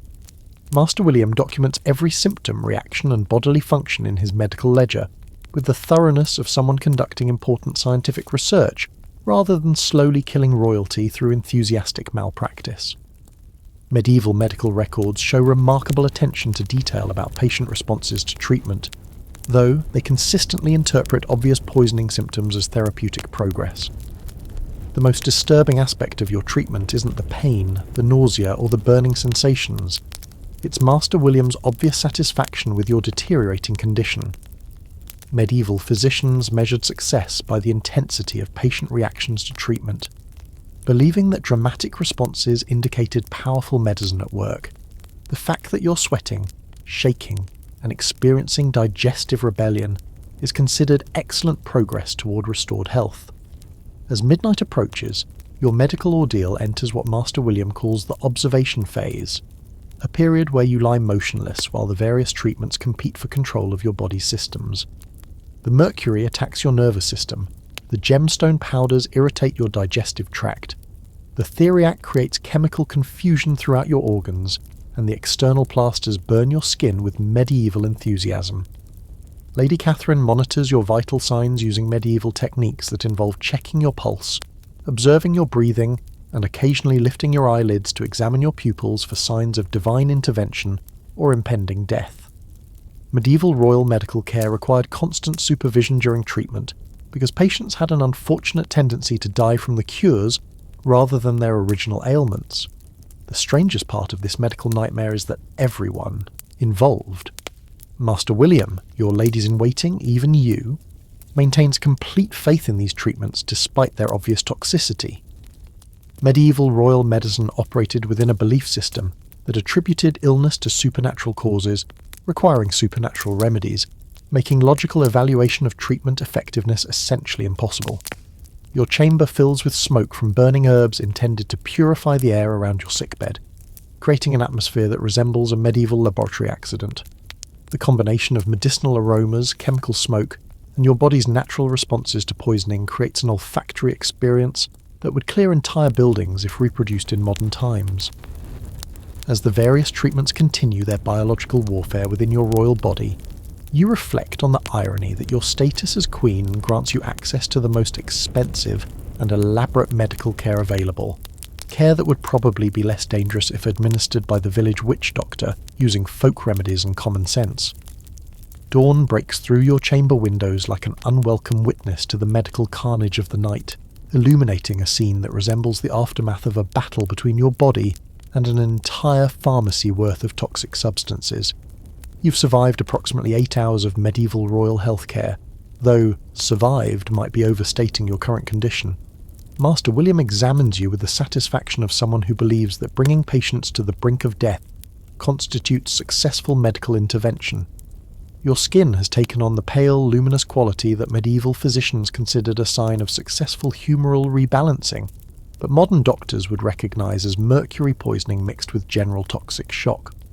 The plasters have left geometric patterns of redness across your body, creating a decorative effect that makes you look like someone who lost a fight with a medieval arts and crafts project designed by sadistic monks. Master William begins the morning evaluation by checking your pulse, which has developed the rapid, irregular rhythm that medieval medicine interpreted as evidence of successful treatment, but actually indicates that your cardiovascular system is trying to process more toxins than any human body was designed to handle. Your heartbeat sounds like a war drum played by someone having a seizure, which medieval physicians considered a sign of increased vigour rather than impending cardiac arrest. The mercury has done its work with medieval efficiency, creating a digestive rebellion that makes your previous food poisoning experience seem like gentle indigestion. Your stomach has declared independence from your body's government, establishing its own foreign policy that involves rejecting anything that enters its territory with extreme prejudice. Medieval medicine viewed this as proof that the treatment was successfully expelling diseased humours rather than evidence of chemical poisoning. Your morning constitutional, if you can call violent intestinal evacuation constitutional, requires the assistance of 3 ladies-in-waiting and equipment that resembles siege machinery designed for bathroom warfare. Medieval royal recovery involved managing bodily functions that had been chemically disrupted by treatment, creating logistical challenges that required military-level planning and execution.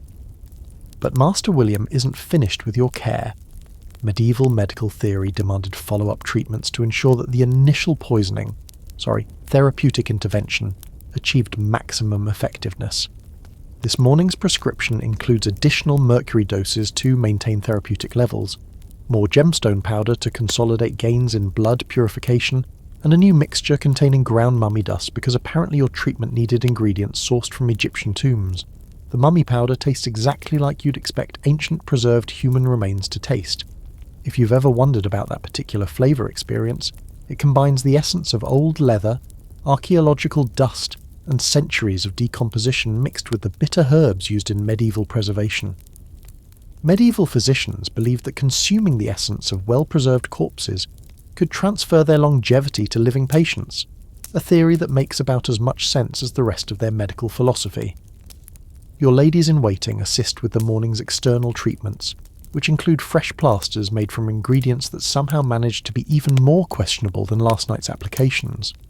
Today's topical remedies contain ground beetles, powdered snake skin, and something Master William calls virgin's tears, but smell suspiciously like fermented plant matter mixed with animal urine. Medieval royal skincare apparently required applications that would violate modern cosmetic safety regulations.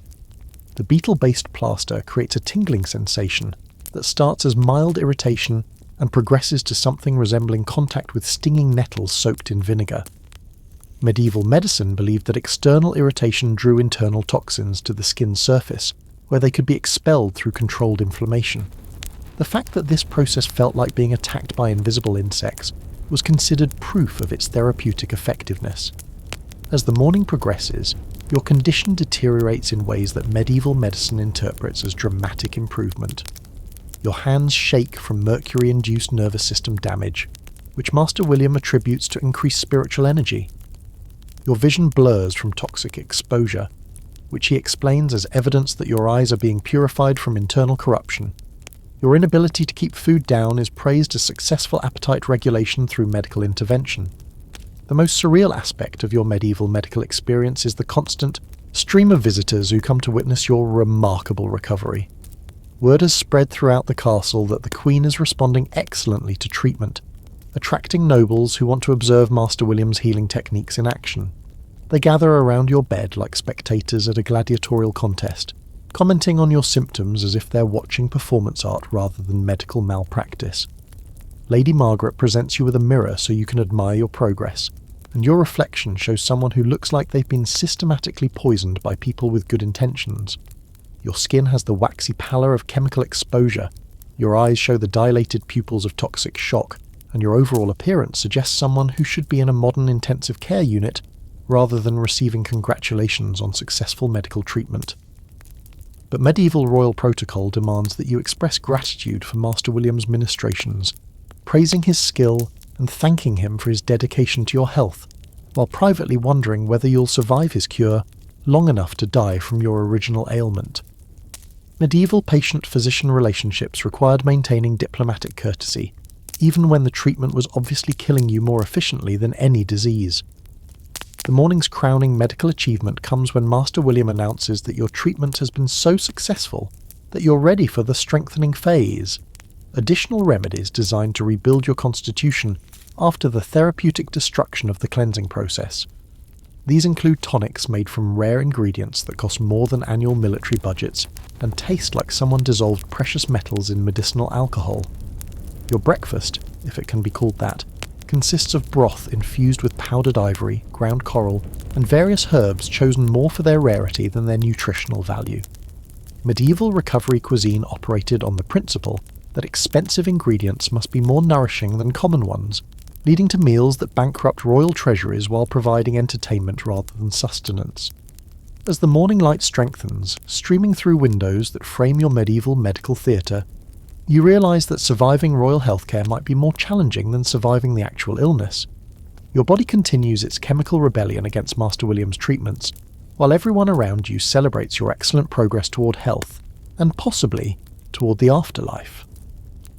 The final indignity comes when Master William announces that your remarkable response to treatment qualifies you as a medical success story worth documenting for future physicians.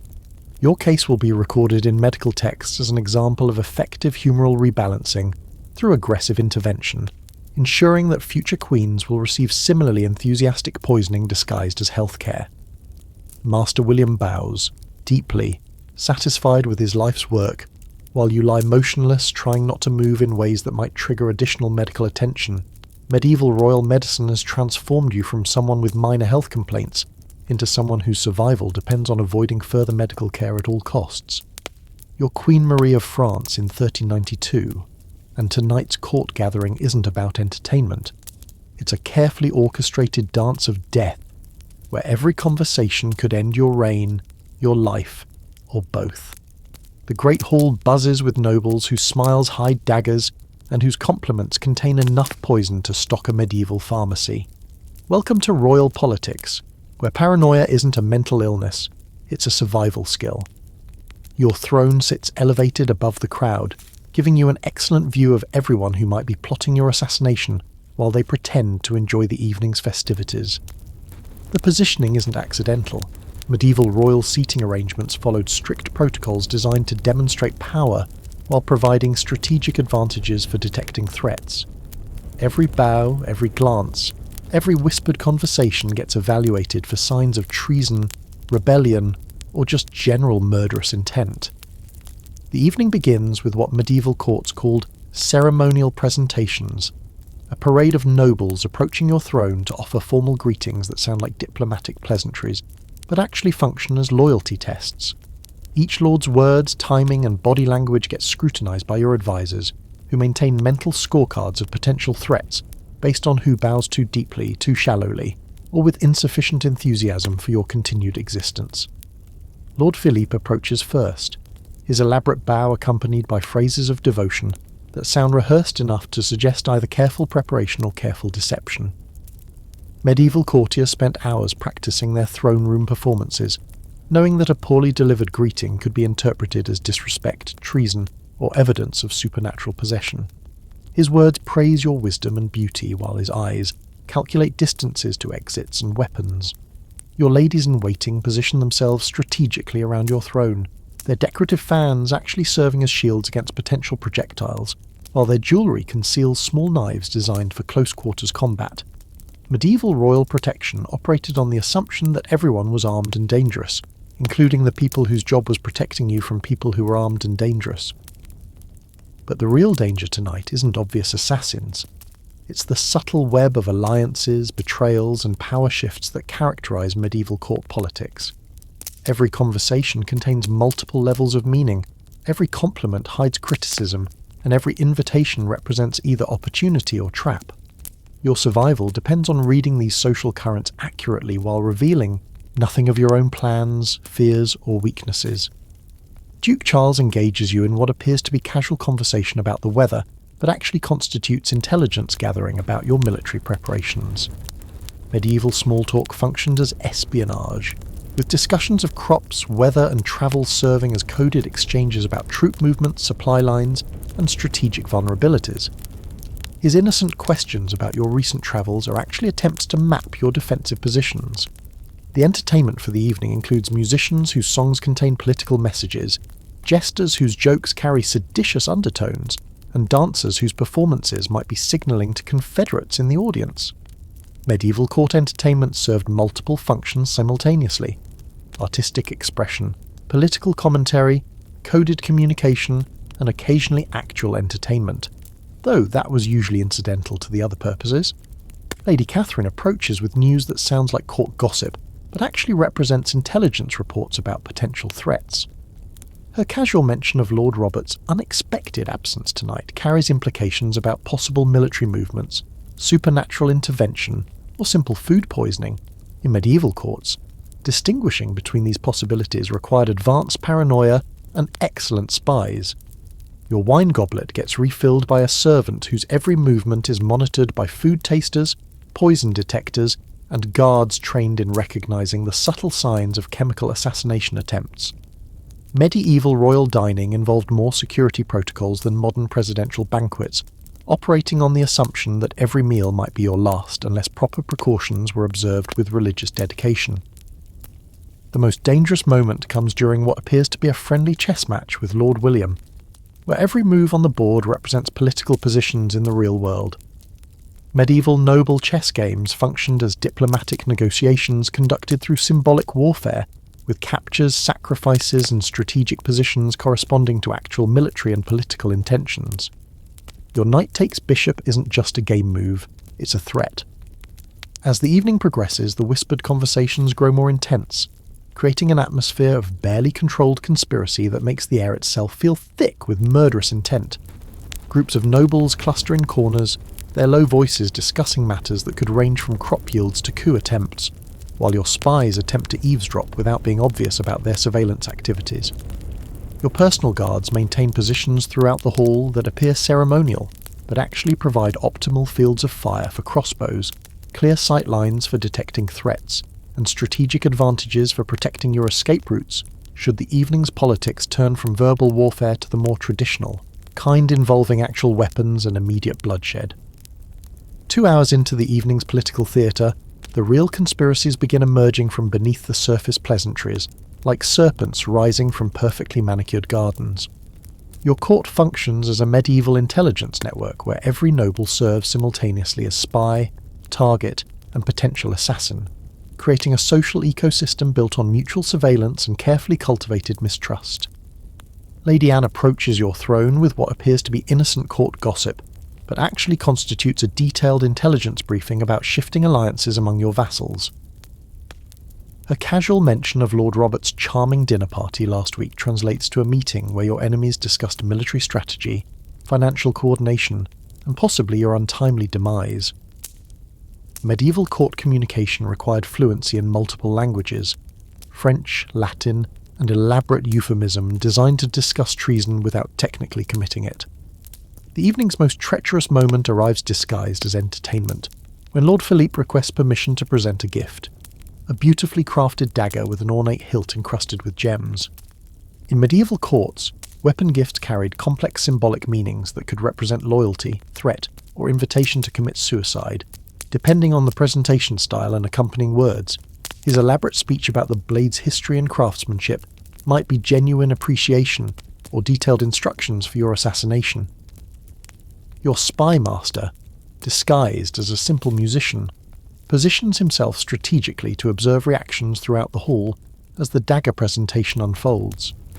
Medieval royal intelligence operations relied heavily on reading micro-expressions, body language, and the subtle tells that revealed who was surprised, pleased, or disappointed by various developments.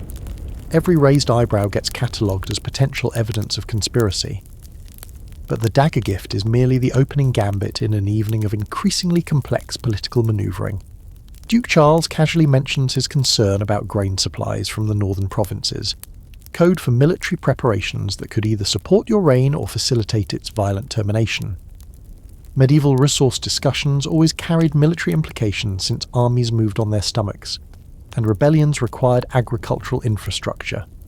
Your response must navigate the treacherous waters between acknowledging his concern without revealing your own intelligence about his actual intentions. Medieval royal diplomacy demanded maintaining perfect composure, while internally calculating whether each conversation partner was planning to support you, betray you, or simply survive whatever political upheaval might be brewing in the castle's dark corners. The wine service becomes particularly hazardous as the evening progresses, with each goblet representing a potential murder weapon disguised as hospitality.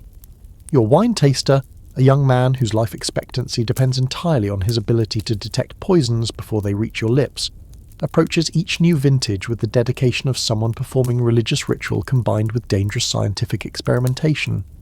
Lady Margaret joins your conversation with Duke Charles, her presence shifting the political dynamics in ways that could either strengthen your position or provide cover for coordinated betrayal. Medieval court triangulation required constant awareness of how adding new participants to conversations changed the balance of power, revelation, and potential for immediate violence. Her innocent question about your plans for tomorrow's hunt carries implications about your security arrangements, travel patterns, and vulnerability to accidents that might not be accidental.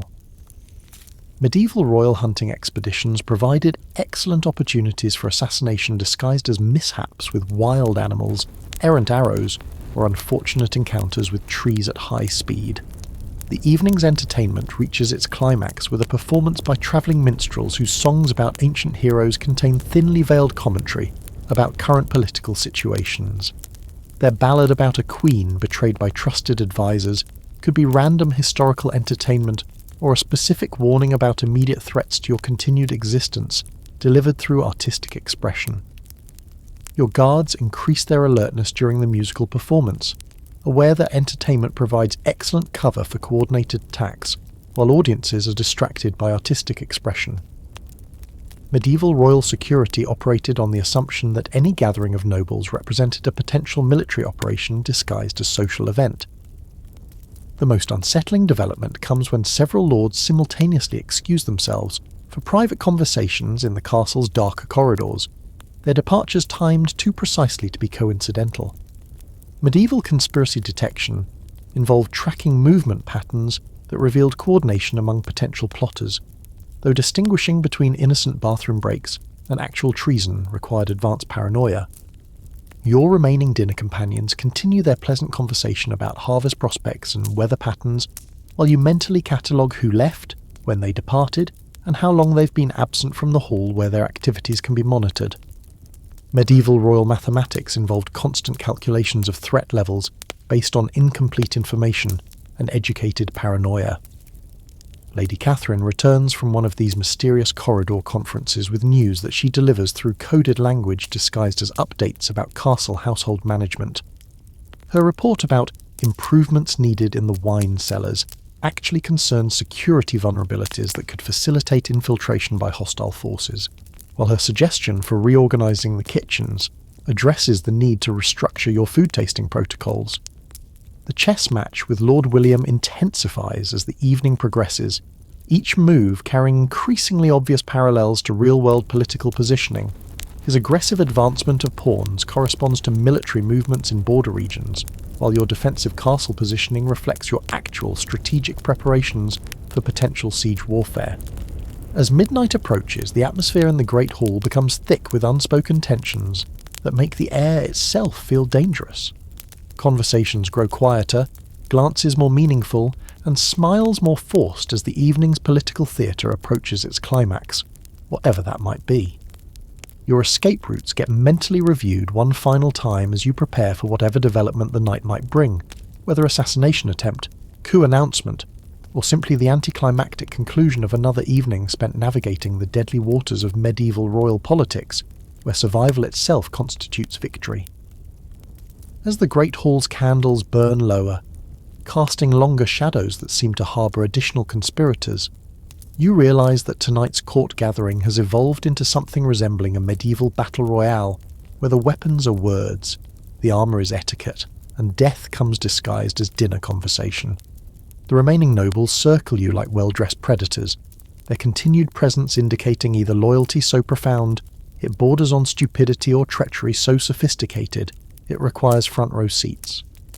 Lord Philippe returns from his mysterious corridor conference with news delivered through the elaborate code medieval courtiers developed for discussing sedition without technically committing it. His casual observation that the castle's eastern towers could benefit from structural improvements actually means that your defences have been compromised and immediate action is required to prevent what historians would diplomatically term regime change through violence. Your guards respond to coded hand signals that medieval royal protection services perfected for communicating tactical information without alerting potential assassins to your state of readiness. A touch to your pearl necklace instructs them to secure exit routes, while adjusting your crown's position indicates maximum threat assessment. Everyone in the room should now be considered armed, dangerous, and possibly supernatural. The evening's final chess move comes when Duke Charles makes what appears to be a diplomatic error, but actually constitutes a deliberate provocation designed to test your reactions under pressure. His suggestion that your kingdom might benefit from masculine guidance represents either traditional medieval misogyny or a specific invitation for you to reveal military capabilities that could be used against you in future conflicts. Your response must thread the needle between appearing strong enough to discourage immediate attack while avoiding displays of power that might accelerate enemy timetables for your assassination. Medieval royal rhetoric required speaking in ways that simultaneously threatened and reassured, a linguistic skill that demanded years of practice and nerves made from whatever medieval people used instead of steel. Lady Anne positions herself strategically between you and Duke Charles, her movements suggesting either protective instincts or preparation to facilitate his access to your vulnerable areas. Medieval court positioning carried tactical implications that turned social gatherings into three-dimensional chess games where every step could represent checkmate for someone's continued existence. The wine service reaches critical danger levels as servants appear who weren't part of the evening's original staff, their unfamiliar faces raising questions about security protocols and the possibility that your protection has been infiltrated by hostile forces armed with more than questionable vintage selections. Medieval royal paranoia demanded assuming that everyone was a potential assassin until proven otherwise through extensive background investigation and holy oaths. Your food taster begins showing signs of distress that could indicate poison detection, nervous exhaustion, or simply the natural human response to spending an evening testing potentially lethal substances while surrounded by people whose loyalties remain professionally questionable. His slight tremor might represent successful toxin identification, or just the reasonable fear of someone whose job description includes die first if the queen is poisoned. The most alarming development comes when the castle's great doors close, with a finality that suggests either routine security measures or preparation for events that shouldn't have witnesses beyond the current gathering. Medieval royal protocol included provisions for sealing areas when sensitive political discussions required privacy from external observation, though distinguishing between diplomatic discretion and murder preparation required advanced situational awareness. Your spymaster signals through subtle musical cues that intelligence suggests immediate action may be required, though whether he means you should flee, fight, or simply maintain composure while pretending not to notice the growing signs of coordinated hostile activity remains unclear. Medieval royal communication systems worked best when everyone understood the same codes, which unfortunately wasn't always the case during crisis situations. Lord William announces his intention to demonstrate the gift dagger's craftsmanship through what he describes as a traditional blade presentation ceremony. His words carrying implications that could range from innocent cultural education to elaborate assassination ritual disguised as historical reenactment. Medieval weapon demonstrations at court required careful evaluation of intent, skill level, and proximity to royal vital organs. The remaining ladies-in-waiting form a protective formation around your throne that appears ceremonial, but actually provides optimal coverage for defensive purposes, while maintaining clear escape routes should the evening's political theatre transition into actual physical combat. Medieval royal protection relied heavily on making security measures look like routine court protocol. Your final gambit involves what appears to be a gracious announcement about tomorrow's royal schedule, but actually constitutes a test of who has advanced knowledge of plans that should be known only to your inner circle. Medieval royal information security operated on compartmentalized access, making unauthorized knowledge a reliable indicator of espionage, bribery, or supernatural intervention. As you speak, you observe reactions that reveal who is surprised by your announcements versus who already knew information they shouldn't possess, creating a real-time map of loyalty, betrayal, and infiltration that will determine your survival strategy for the immediate future. Medieval royal psychology involved reading human nature under extreme pressure when mistakes could be immediately fatal. The evening concludes with what appears to be traditional farewell ceremonies, but actually represents a complex negotiation about whether tonight's political tensions will be resolved through continued diplomacy or accelerated through methods involving considerably more bloodshed. Your final words must convey strength without provocation, wisdom without revealing strategic information, and authority without creating additional enemies among people who already have numerous reasons to want you dead.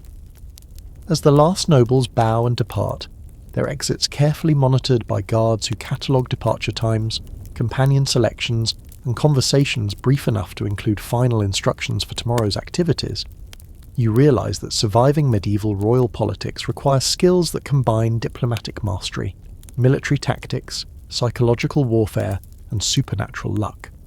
The Great Hall empties slowly, leaving you alone with the few people whose loyalty has been tested by years of mutual survival in an environment where trust literally means the difference between life and death. Tomorrow will bring new challenges, new conspiracies, and new opportunities for political missteps that could end your reign. But tonight you've successfully navigated another evening in the deadly art of medieval royal politics.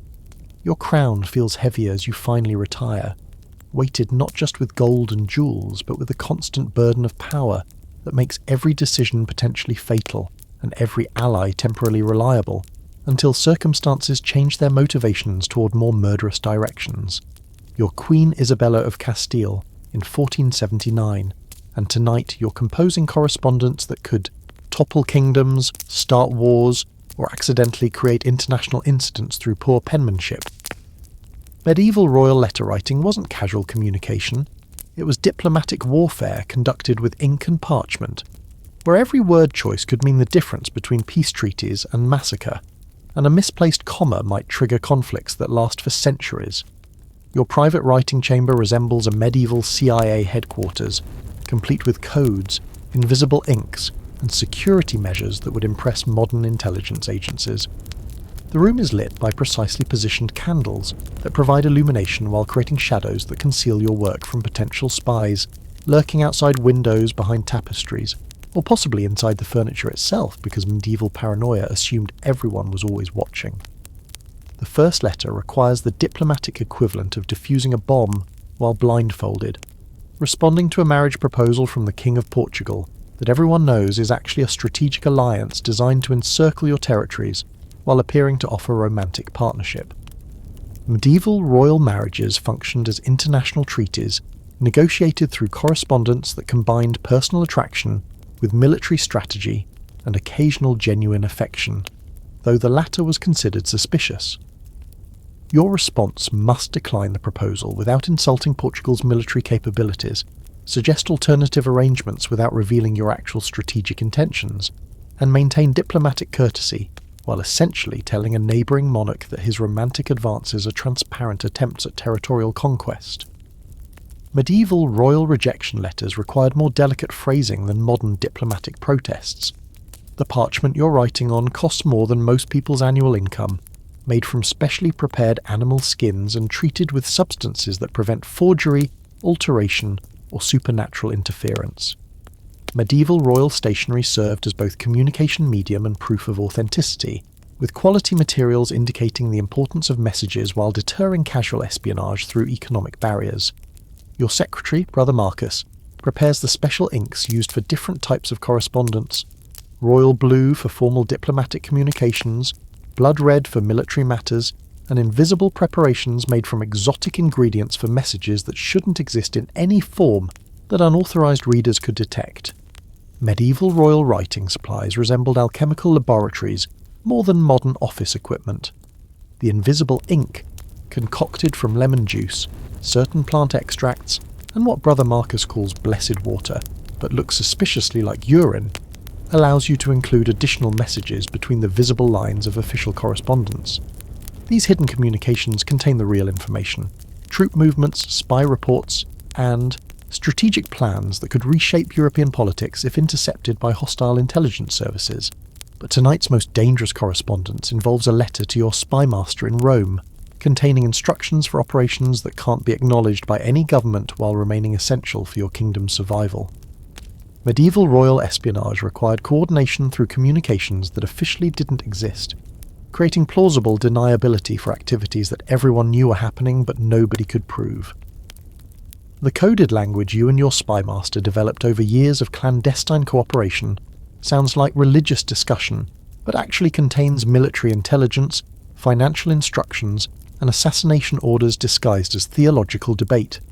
Your request for prayers for the soul of Cardinal Mendoza actually means eliminate the French ambassador before he reaches Naples, while your concern about spiritual guidance for wayward monks translates to bribe the Venetian trade representatives.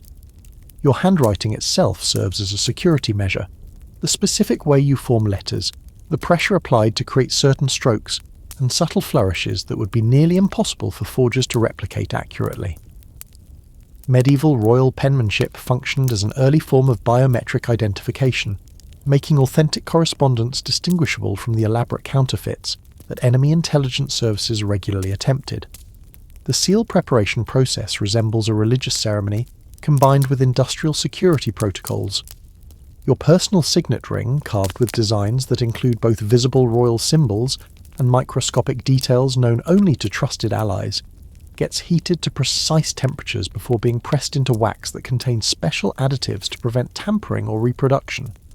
Brother Marcus applies the wax using techniques that create specific patterns only your closest allies would recognize as authentic, subtle variations in how the seal is positioned, pressed, and cooled that serve as additional security features. Medieval royal document authentication required multiple layers of verification to prevent the forgeries that could justify invasions, succession disputes, or religious wars.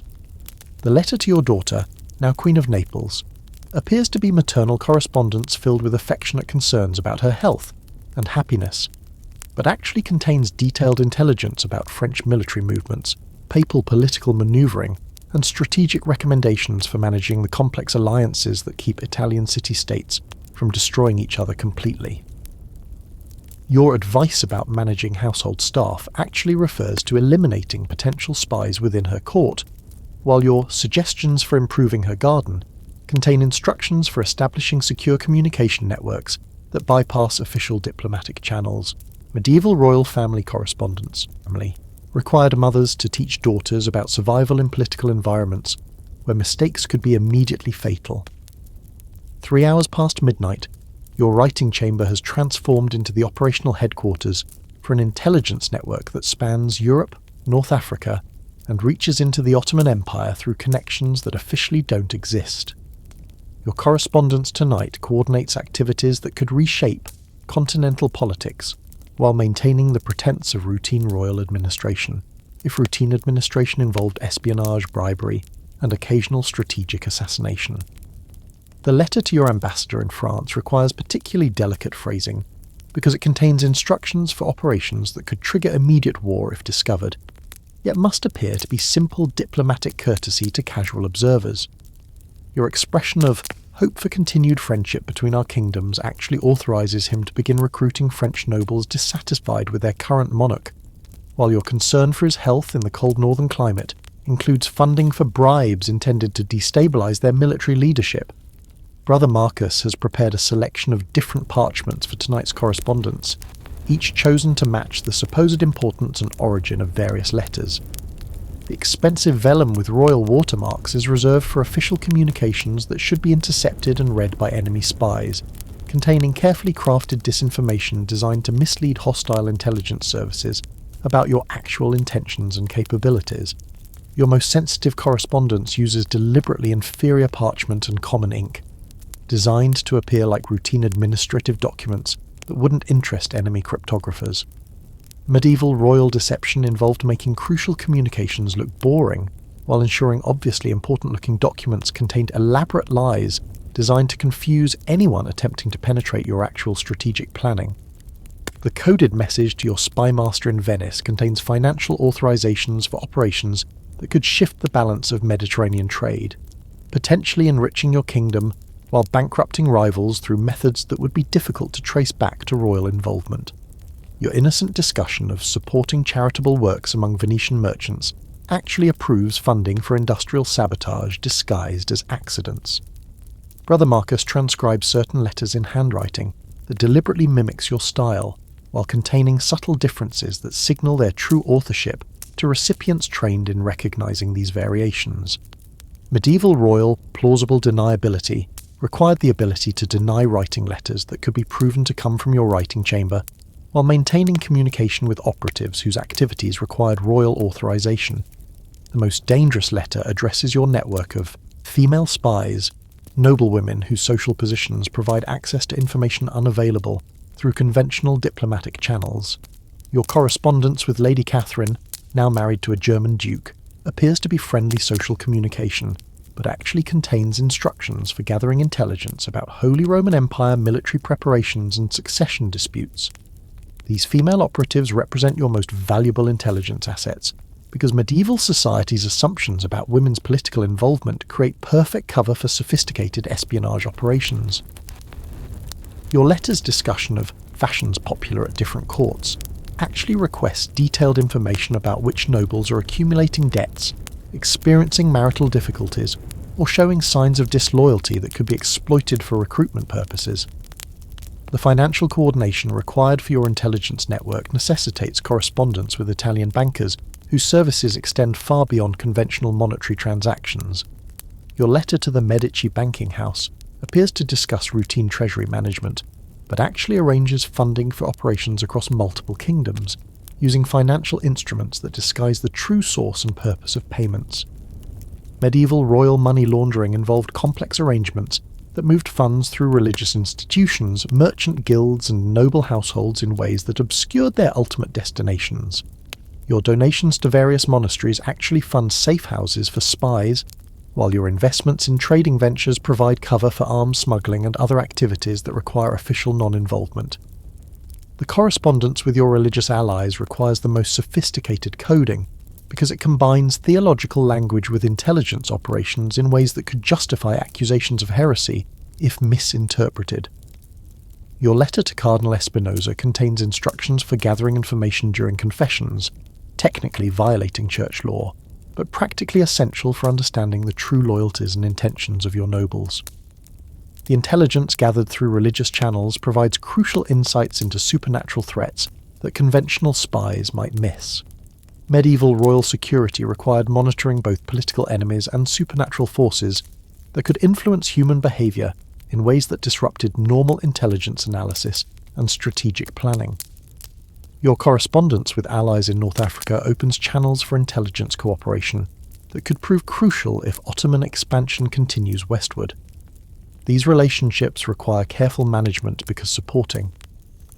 These female operatives represent your most valuable intelligence assets, because medieval society's assumptions about women's political involvement create perfect cover for sophisticated espionage operations.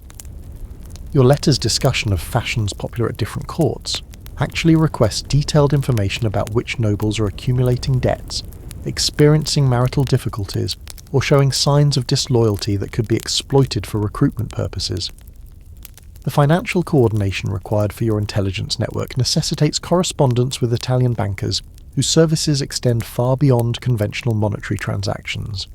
Your letter to the Medici banking house appears to discuss routine treasury management, but actually arranges funding for operations across multiple kingdoms, using financial instruments that disguise the true source and purpose of payments. Medieval royal money laundering involved complex arrangements that moved funds through religious institutions, merchant guilds, and noble households in ways that obscured their ultimate destinations. Your donations to various monasteries actually fund safe houses for spies, while your investments in trading ventures provide cover for arms smuggling and other activities that require official non-involvement. The correspondence with your religious allies requires the most sophisticated coding because it combines theological language with intelligence operations in ways that could justify accusations of heresy if misinterpreted. Your letter to Cardinal Espinosa contains instructions for gathering information during confessions, technically violating church law, but practically essential for understanding the true loyalties and intentions of your nobles. The intelligence gathered through religious channels provides crucial insights into supernatural threats that conventional spies might miss. Medieval royal security required monitoring both political enemies and supernatural forces that could influence human behavior in ways that disrupted normal intelligence analysis and strategic planning. Your correspondence with allies in North Africa opens channels for intelligence cooperation that could prove crucial if Ottoman expansion continues westward. These relationships require careful management because supporting Christian kingdoms against Muslim expansion must be balanced against maintaining profitable trade relationships with Islamic merchants and scholars.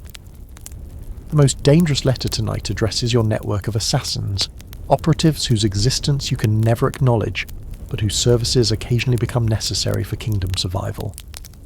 Your communication with the leader of this shadow organization appears to be routine correspondence with a monastery about charitable donations, but actually contains authorization for eliminating a French spy who has penetrated too deeply into your court. Medieval royal assassination orders required language so carefully coded that even the recipients might question their interpretation, providing deniability while ensuring the message was understood by those trained to read between the lines. Your request for prayers for the peaceful rest of Brother Laurent actually means arrange for the permanent silence of the French agent operating under that cover identity. As dawn approaches through your chamber windows, you realize that tonight's correspondence has committed you to operations that could reshape European politics or destroy your kingdom if discovered. Each letter represents a thread in a web of international intrigue that extends from Scotland to Constantinople, involving players whose true loyalties remain as hidden as your own. The first rays of sunlight filter through your chamber windows as you complete the final letter of the night, a communication so sensitive that it requires immediate destruction after memorization by its recipient. This message, written in invisible ink between the lines of a seemingly innocent recipe for preserving fruit, contains the locations of secret weapons caches, escape routes from your castle, and contingency plans for evacuating your family should your kingdom face invasion or internal revolt. Brother Marcus assists with the complex sealing process, using 7 different wax colours arranged in a specific pattern that will alert the recipient to any tampering attempts. Medieval document security involved multiple layers of protection, visible seals that showed obvious interference, hidden marks that revealed subtle tampering, and chemical indicators that changed colour when exposed to unauthorised opening methods. Your correspondence network represents decades of careful cultivation, relationships built through shared secrets, mutual benefits, and occasionally mutual survival during political crises. Each operative, whether noble lady gathering gossip at court gatherings or merchant tracking trade routes for military intelligence, represents an investment in information that could mean the difference between your kingdom's prosperity and its destruction. The weight of tonight's decisions settles heavily on your shoulders as you prepare to face the day as if these letters never existed. Your public schedule includes receiving ambassadors from Portugal, reviewing proposals for new trade agreements, and attending a religious ceremony. Routine royal duties that must be performed flawlessly while concealing the international conspiracy you've orchestrated through nighttime correspondence. Brother Marcus burns the practice sheets, invisible ink recipes, and code charts used during the night's work, ensuring no evidence remains of your activities beyond the innocuous-looking letters, now sealed and ready for dispatch.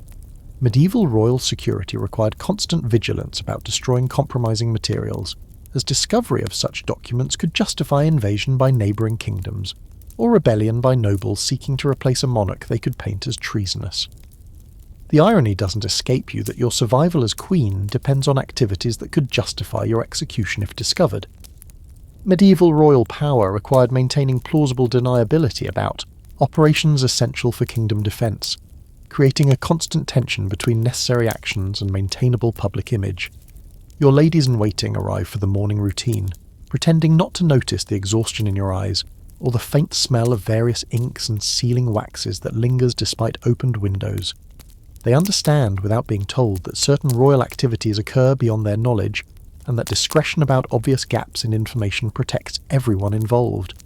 As you dress for the day's public appearances, each piece of royal regalia feels heavier than usual, weighted with the knowledge of what your crown represents. Not just ceremonial authority, but active responsibility for operations that span continents and could trigger conflicts involving thousands of lives.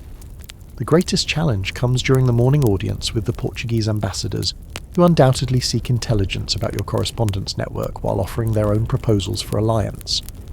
Every word, gesture, and pause will be analysed for hidden meanings, making this diplomatic encounter a chess match, where both sides know the other is playing a deeper game.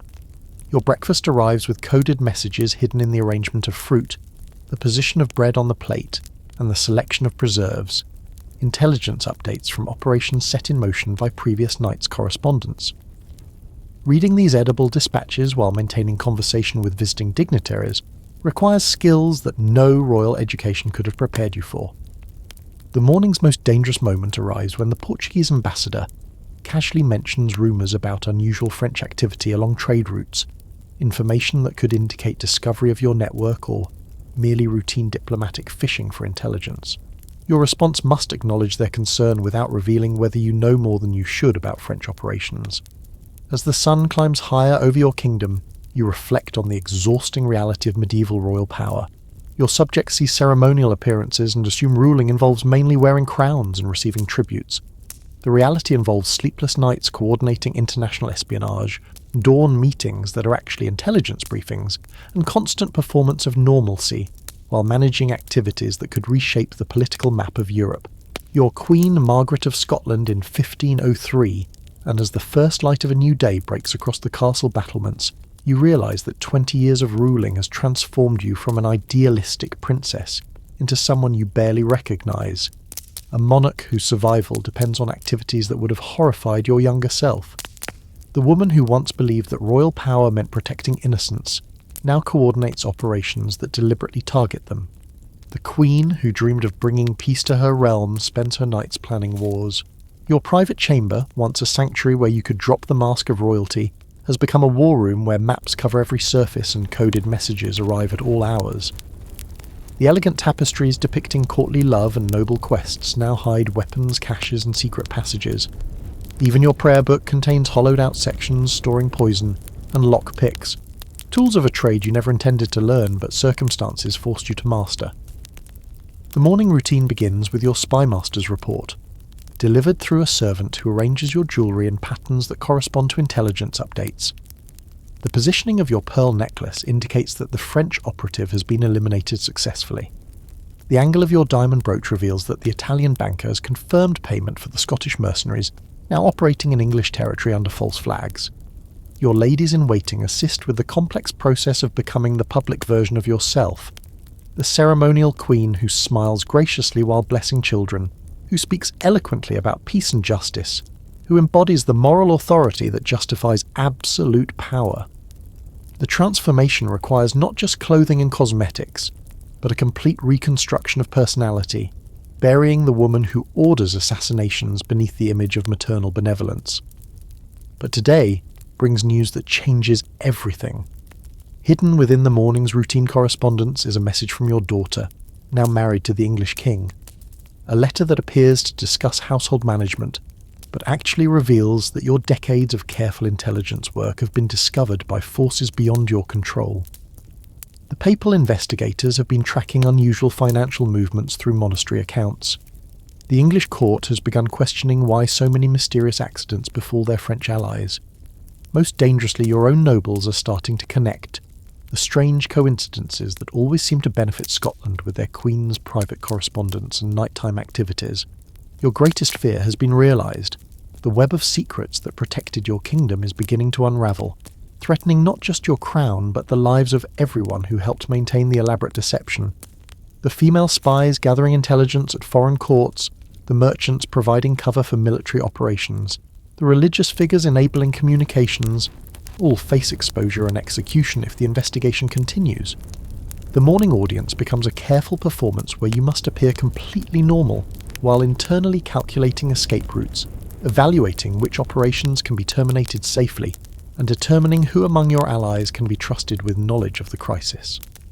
Every ambassador who approaches your throne might be gathering evidence. Every compliment might be testing your reactions for signs of guilt. Your daughter's coded message includes a desperate plea for you to cease all covert activities immediately, warning that continued operations will trigger an international investigation that could justify invasion of Scotland by a coalition of kingdoms claiming to restore legitimate rule, after removing a monarch they'll paint as a practitioner of witchcraft and international terrorism. The brutal irony becomes clear. Your success at protecting Scotland through intelligence operations has made those very activities a threat to the kingdom's survival. The network that prevented wars now threatens to cause them. The secrets that preserved peace could justify your destruction by enemies who would never have been able to defeat you through conventional military means. The weight of 20 years of accumulated secrets crashes down upon you, like a collapsing cathedral, as you realize that dismantling your intelligence network might be more dangerous than maintaining it. Every operative who knows your methods, every ally who participated in your operations, every document that could prove your involvement, represents a potential weapon that enemies could use to destroy Scotland, even if you attempt to retreat into conventional royal behaviour. Your spy master arrives for an emergency consultation disguised as a routine discussion about castle maintenance. His weathered face shows the strain of managing operations across 3 kingdoms while maintaining the pretense of being merely the head of your household staff. The news he brings confirms your worst fears. The papal investigation has reached Naples, your Italian bankers are destroying records, and the French are offering rewards for information about Scottish intelligence activities. The morning's most devastating revelation comes through a message hidden in your breakfast arrangement. Your network of female operatives has been compromised by the capture of Lady Catherine in the German court. Under interrogation, she might reveal enough to expose the entire system of noble wives and daughters who have been gathering intelligence for decades while their husbands remained oblivious to their true activities.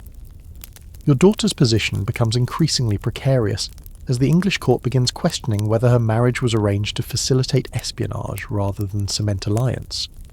The papal investigators are suggesting that Scottish royal women have been systematically placed in foreign courts as part of a generational conspiracy that violates both international law and religious doctrine about women's proper roles in politics. The cruel mathematics of your situation become inescapable. Saving yourself requires sacrificing the people who served you loyally, while protecting them ensures your own destruction. Every option leads to betrayal of principles you once considered absolute, forcing choices between loyalties that have defined your entire adult life. Brother Marcus appears with the morning's coded correspondence, his hands shaking slightly as he presents letters that could represent either salvation or final condemnation. The papal investigation has discovered the financial connections between Scottish royal donations and mysterious accidents befalling French diplomats. Your careful money laundering through religious institutions has left a trail that even medieval forensic accounting can follow. Your greatest tactical mind begins working on the ultimate deception, a plan that would require sacrificing your reputation to save your kingdom, accepting historical judgment as a failed queen to prevent the military devastation that would follow exposure of your actual activities. The strategy involves a public confession to incompetence and weakness that would explain Scotland's surprising diplomatic successes as fortunate accidents rather than brilliant manipulation. The morning audience continues with visiting diplomats who probe delicately for signs of your awareness regarding the international investigation. Each conversation becomes a verbal duel, where revealing too much knowledge proves guilt, while showing too little invites suspicion of deception. Your survival depends on appearing informed enough to be credible, but ignorant enough to be innocent. The final piece of intelligence arrives through your most trusted female operative. The investigation has been secretly coordinated by your own cousin, a Scottish noble who seeks to claim your throne by proving that your rule has been illegitimate from its beginning. Your family's greatest enemy has been hiding among your most trusted advisors, feeding information to foreign investigators while maintaining the perfect facade of loyalty. As the morning progresses toward the moment when you must choose between competing betrayals, You realise that your 20 years of protecting Scotland through deception has created a web of secrets so complex that truth itself has become weaponised. The revelation of any part threatens the destruction of everything, while continued concealment requires increasingly desperate measures that guarantee eventual exposure. Your crown feels impossibly heavy as you prepare for the day's final audience. A meeting with your cousin who doesn't know that you've discovered his treachery, providing one last opportunity to attempt the most audacious deception of your career. The conversation that follows will determine whether Scotland survives as an independent kingdom, or becomes a cautionary tale about the price of royal ambition disguised as patriotic duty. The afternoon sun streams through the stained glass windows of your private chamber, casting rainbow patterns across the stone floor as you make the decision that will define not just your legacy, but the future of everyone who trusted you with their lives. Your cousin Malcolm stands before you, his face a masterpiece of false concern, as he speaks about the troubling rumours circulating among foreign courts, unaware that you know he authored every whispered accusation. Your hands rest calmly on the arms of your chair, betraying none of the storm within, as you listen to his carefully crafted warnings about papal investigators and international concerns about Scottish activities. His performance is flawless, the worried kinsman advising caution, the loyal noble protecting his queen from dangerous entanglements. If you hadn't spent 20 years mastering deception yourself, you might almost believe his sincerity. "Malcolm," you say finally, your voice carrying the weight of absolute decision.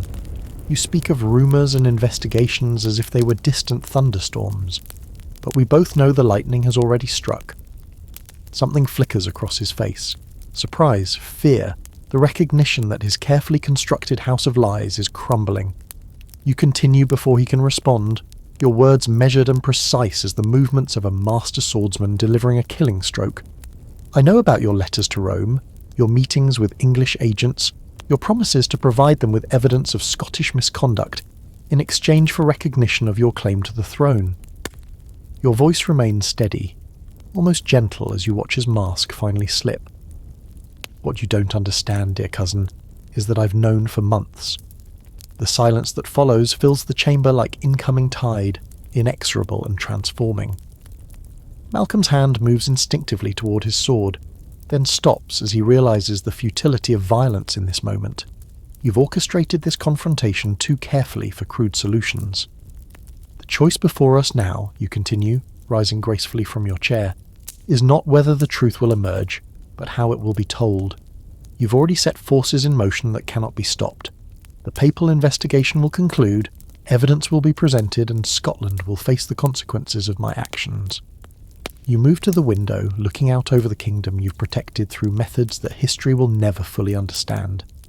The afternoon light illuminates your face, and for a moment you appear almost ethereal, a queen transformed by the weight of impossible choices into something approaching sainthood. But here is what you failed to anticipate in your plotting. I was always prepared for this day. Every operation, every secret, every life that depended on my network was planned with the understanding that someday the reckoning would come. From your desk you retrieve a sealed document, its parchment bearing the formal seals that make royal declarations legally binding. "This is my abdication, Malcolm. Freely given, not forced by investigation or foreign pressure, but offered as my final gift to Scotland." His confusion is evident, the careful plans derailed by an outcome he never considered. "You're surrendering the crown." "I'm ensuring that Scotland survives what I've done to protect it." Your smile carries the bittersweet beauty of sacrifice freely chosen. When the papal investigators present their evidence, they'll find a former queen who had already stepped down, recognizing the burden her actions placed on her kingdom. They'll discover not a defiant monarch to be overthrown, but a woman who chose duty over power. The document transfers the crown to your daughter, bypassing Malcolm's ambitions entirely, while providing legal framework that international law must recognize. Your strategy has one final brilliance. By abdicating voluntarily, you prevent the foreign intervention that would have devastated Scotland if you were removed by force. My operatives will dissolve their networks, my allies will destroy compromising evidence, and the threat to Scotland dies with my reign. You hand him the abdication decree, your expression serene with the peace that comes from completing an impossible task. You've won the throne you wanted, cousin, but not in the way you intended. As the sun begins its descent toward the horizon, painting the chamber in shades of gold and crimson, you realise that your greatest victory lies not in the kingdom saved or enemies defeated, but in this final moment of choosing love over power.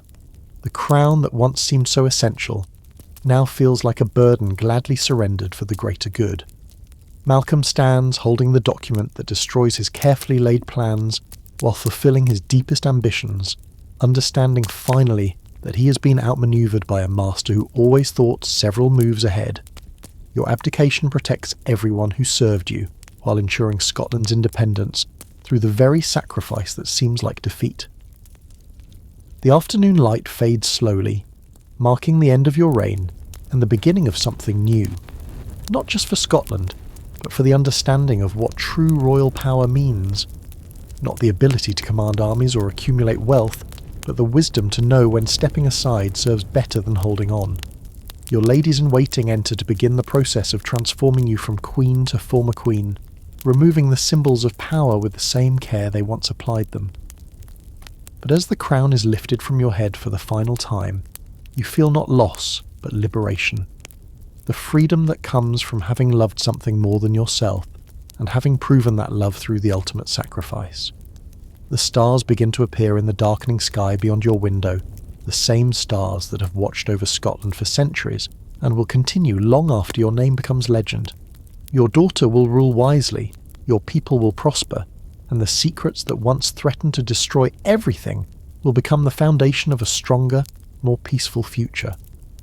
In this moment of surrender, you have achieved the greatest victory any ruler can claim, the knowledge that your reign has ended not in defeat, but in the willing gift of everything you held dear to ensure that love, not power, writes the final chapter of your story. The night settles gently over your kingdom, wrapping castle and cottage alike in the same peaceful darkness, while you prepare for sleep as a woman whose greatest crown was not of gold and jewels, but of sacrificial love that will echo through history long after all earthly powers have turned to dust. And so ends this tale of queens who ruled not just with crowns and commands, but with the fierce love that transforms ordinary women into legends. Sleep well, knowing that true power lies not in what we can take, but in what we choose to give. May your dreams be filled with the same courage that these royal women found in their darkest hours, and may you wake knowing that sometimes the greatest victory is knowing when to let go. Rest now, dear listener. Tomorrow's challenges will come, but tonight, let peace reign in your heart, as it finally did in theirs.